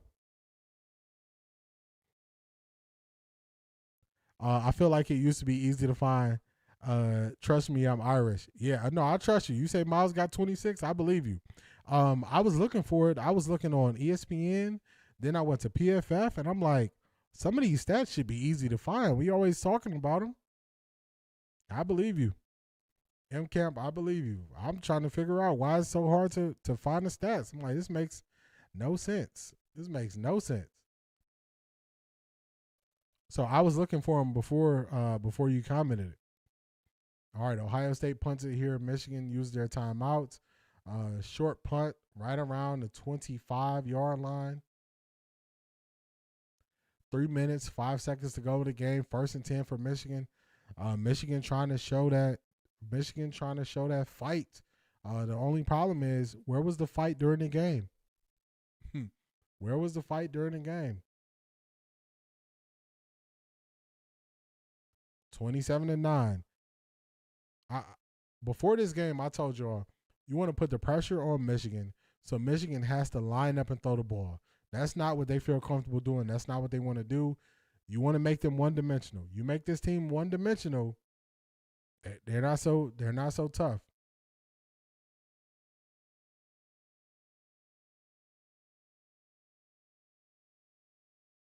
They're gonna call that incomplete. Might have bounced off the ground. For first down. Doubled it. The near official in the middle of the field started waving it replay? off. Here he is going down to the ground. Did he secure it? No, he doesn't have he control. dropped that. The ball That's hits a the drop. ground. Really good call by those officials there. And you notice the tight coverage. You talk with coaches around the Big Ten. That's a drop on first down. 2nd and 10. Also, Michigan doesn't have any more timeouts. So the last time, or whenever Michigan turns the ball over, whether it's touchdown or due to turnover on downs, Ohio State should be able to burn the clock out. Max Crosby is second with 19 tackles for loss. Man, that's crazy. Max Crosby only has 19. It seemed like he was living in the backfield versus the Browns. So just surprised he doesn't have more. So Myles Garrett is 14 away from being a leader on tackles for loss. 3rd and 5, incomplete. 4th and 5.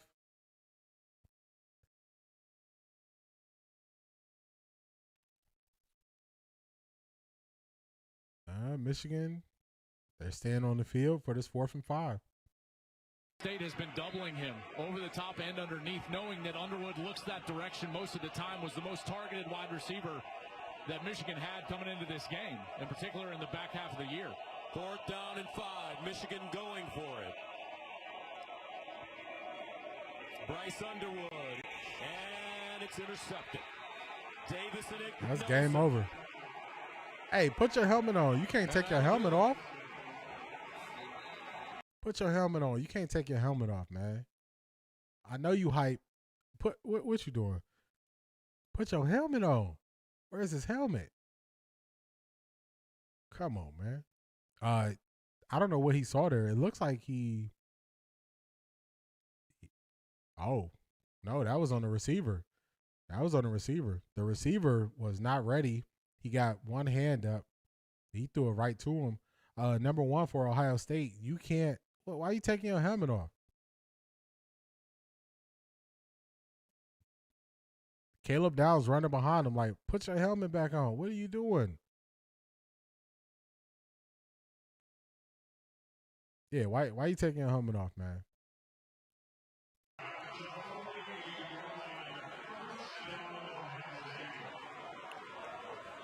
Man, what a performance by this defense. I tell you what, man, these guys are.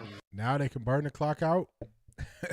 I'm watching it to the end. I want to see how they respond. After the game.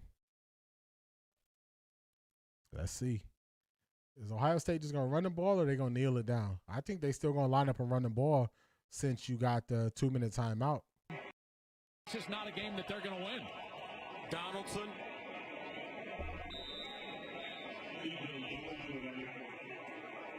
All right, they should take it to the 2-minute timeout here. Yeah, Charmaine, I don't know why he took his helmet off. Bro, why are you taking your helmet off? He taking his helmet off? What are you doing? I know it's a big play, but hey, just act like you've been here before, man. No need for that penalty where you taking your helmet off. No need for that. That's the 2-minute timeout. Ohio State got 3 plays to burn a decent amount of clock. Without a first down, they're not going to be able to burn all of it. But this is going to be Ohio State for the win. That's what it's going to end up being.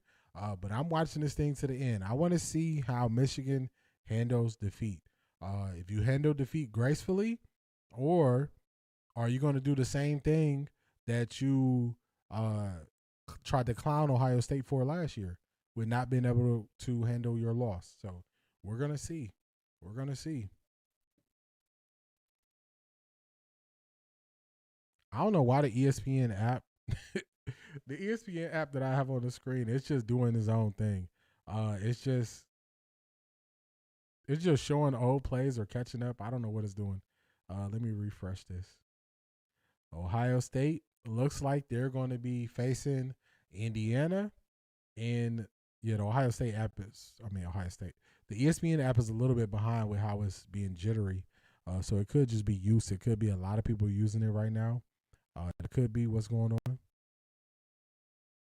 because it's definitely behind with the plays it's showing. It's looking like I gotta see. I don't know if I'm gonna be able to stream the Big Ten championship game, but I think that would be a good watch party. Seeing Fernando Mendoza going up against Ohio State would be a great game. So I gotta see. I'll let y'all know. Did CU win? No, B said that CU lost. I turned on a little bit of that game, Charmaine, and they just started doing some stuff that didn't make sense. I watched a little bit of it during the Ohio State halftime. Let me look up the final score. It didn't make sense to me. They were switching quarterbacks and stuff. I was just like, I don't know what they're doing. What was the final score?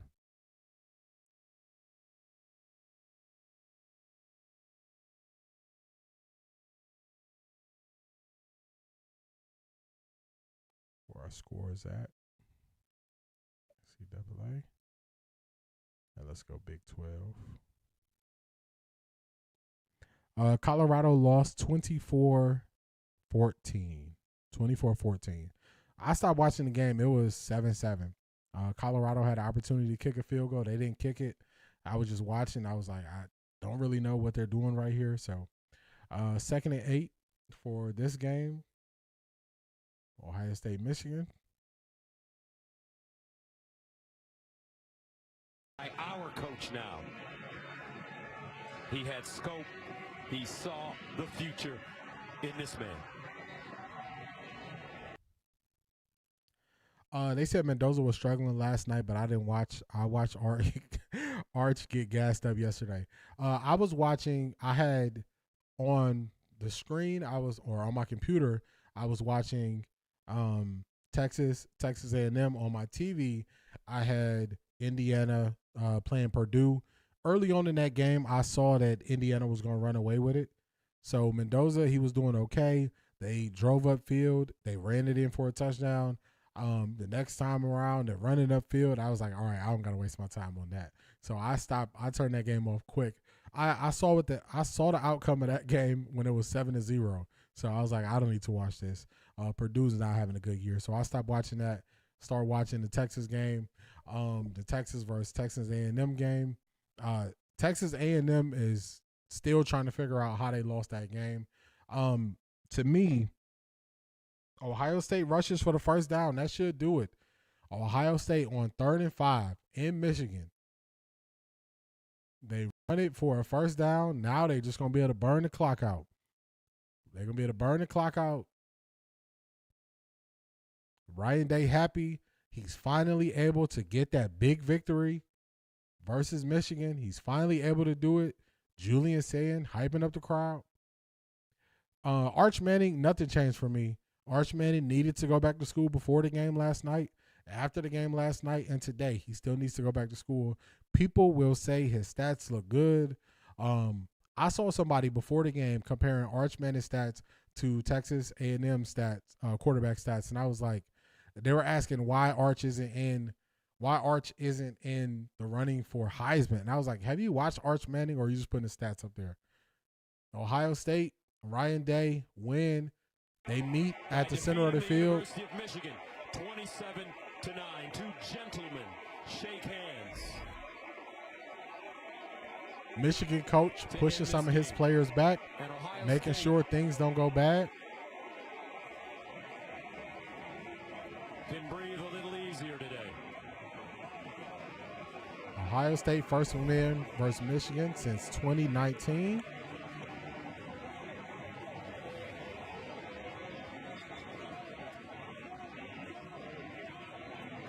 All right, the teams and coaches being very proactive to make sure they separate these guys, not letting them get into it, not letting them get close. So I think that was a smart thing to do.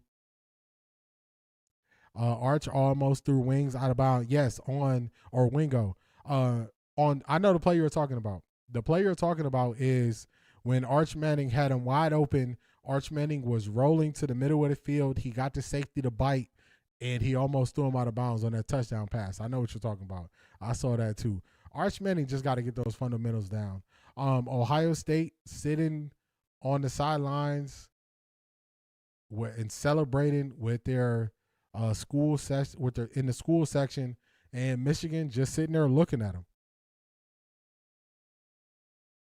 They're just sitting there looking at them. So everybody on edge. They're about to talk to Ryan Day after the game. 6 years. You've been waiting and working to celebrate this. How does it feel? Well, I'm just happy for our players. You know, they worked really hard. I'm happy for our coaches. You know, they worked really, really hard. And, you know, we had a good energy this week. We had confidence coming in. And, man, the guys played tough. They played physical. We won the line of scrimmage, and I'm just happy for our guys. There's so much emotion. We're still seeing it on display. What will it mean to you, to your family, and to your fan base to celebrate in Ohio tonight? Well, we're gonna win with humility, and you know, I'm just happy for a lot of people right now. I can't name them all, but it means a lot. Go enjoy it. Thanks. Let's send it over to Tom Rinaldi. Jenny, thank you very much. Julian. Something interesting there. So at the end of the game, if y'all remember, Michigan planted their flag, or attempted to plant their flag, on the O and the horseshoe. And at the end of this game, when Michigan loses, their entire team is standing on the M to make sure Ohio State doesn't retaliate, doing what Michigan tried to do in the horseshoe last year. So kind of funny. Clyde says, Juju, hello, this is Bryce Underwood. I think you should have started. Yes. Just looking back at that Colorado season, after four games, they should have just gave Juju the ball and said, this is your team for the rest of the year. They kind of danced around it a lot, end up redshirting him.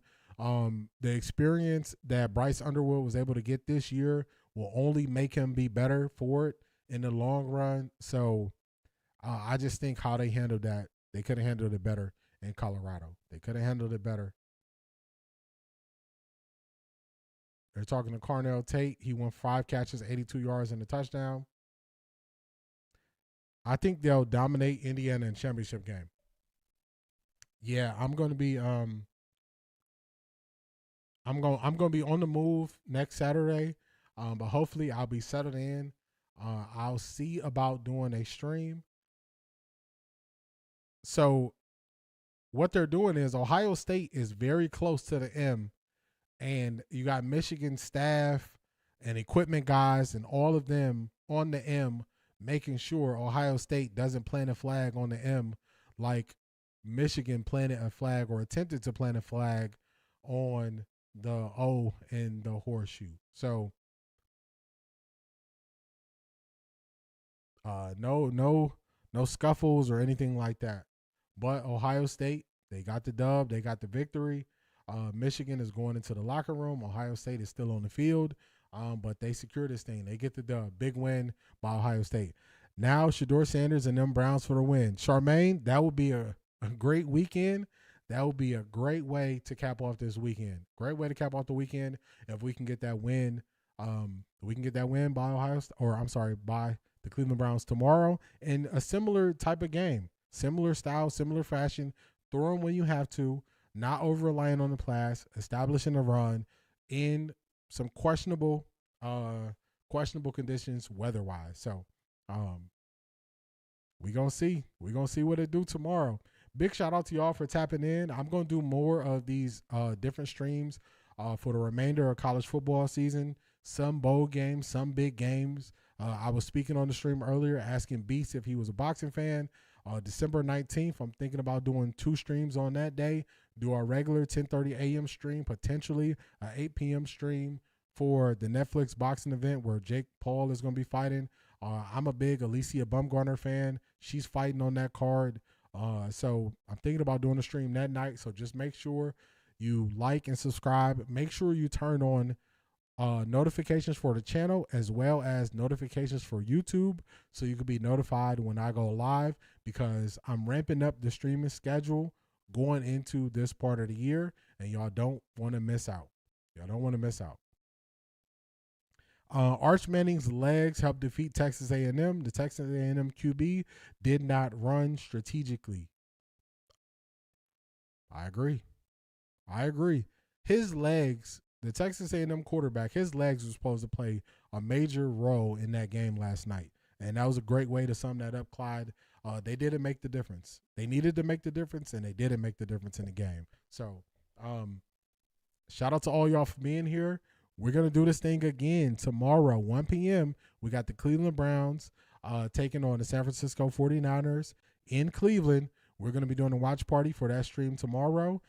If you are a supporter, if you are a super supporter, or if you are part of the All Access crew on Patreon, I put up a Patreon exclusive video today. Tap in, check it out. And I appreciate everybody's support. I will see y'all tomorrow. Enjoy the rest of your Saturday. Peace, everybody.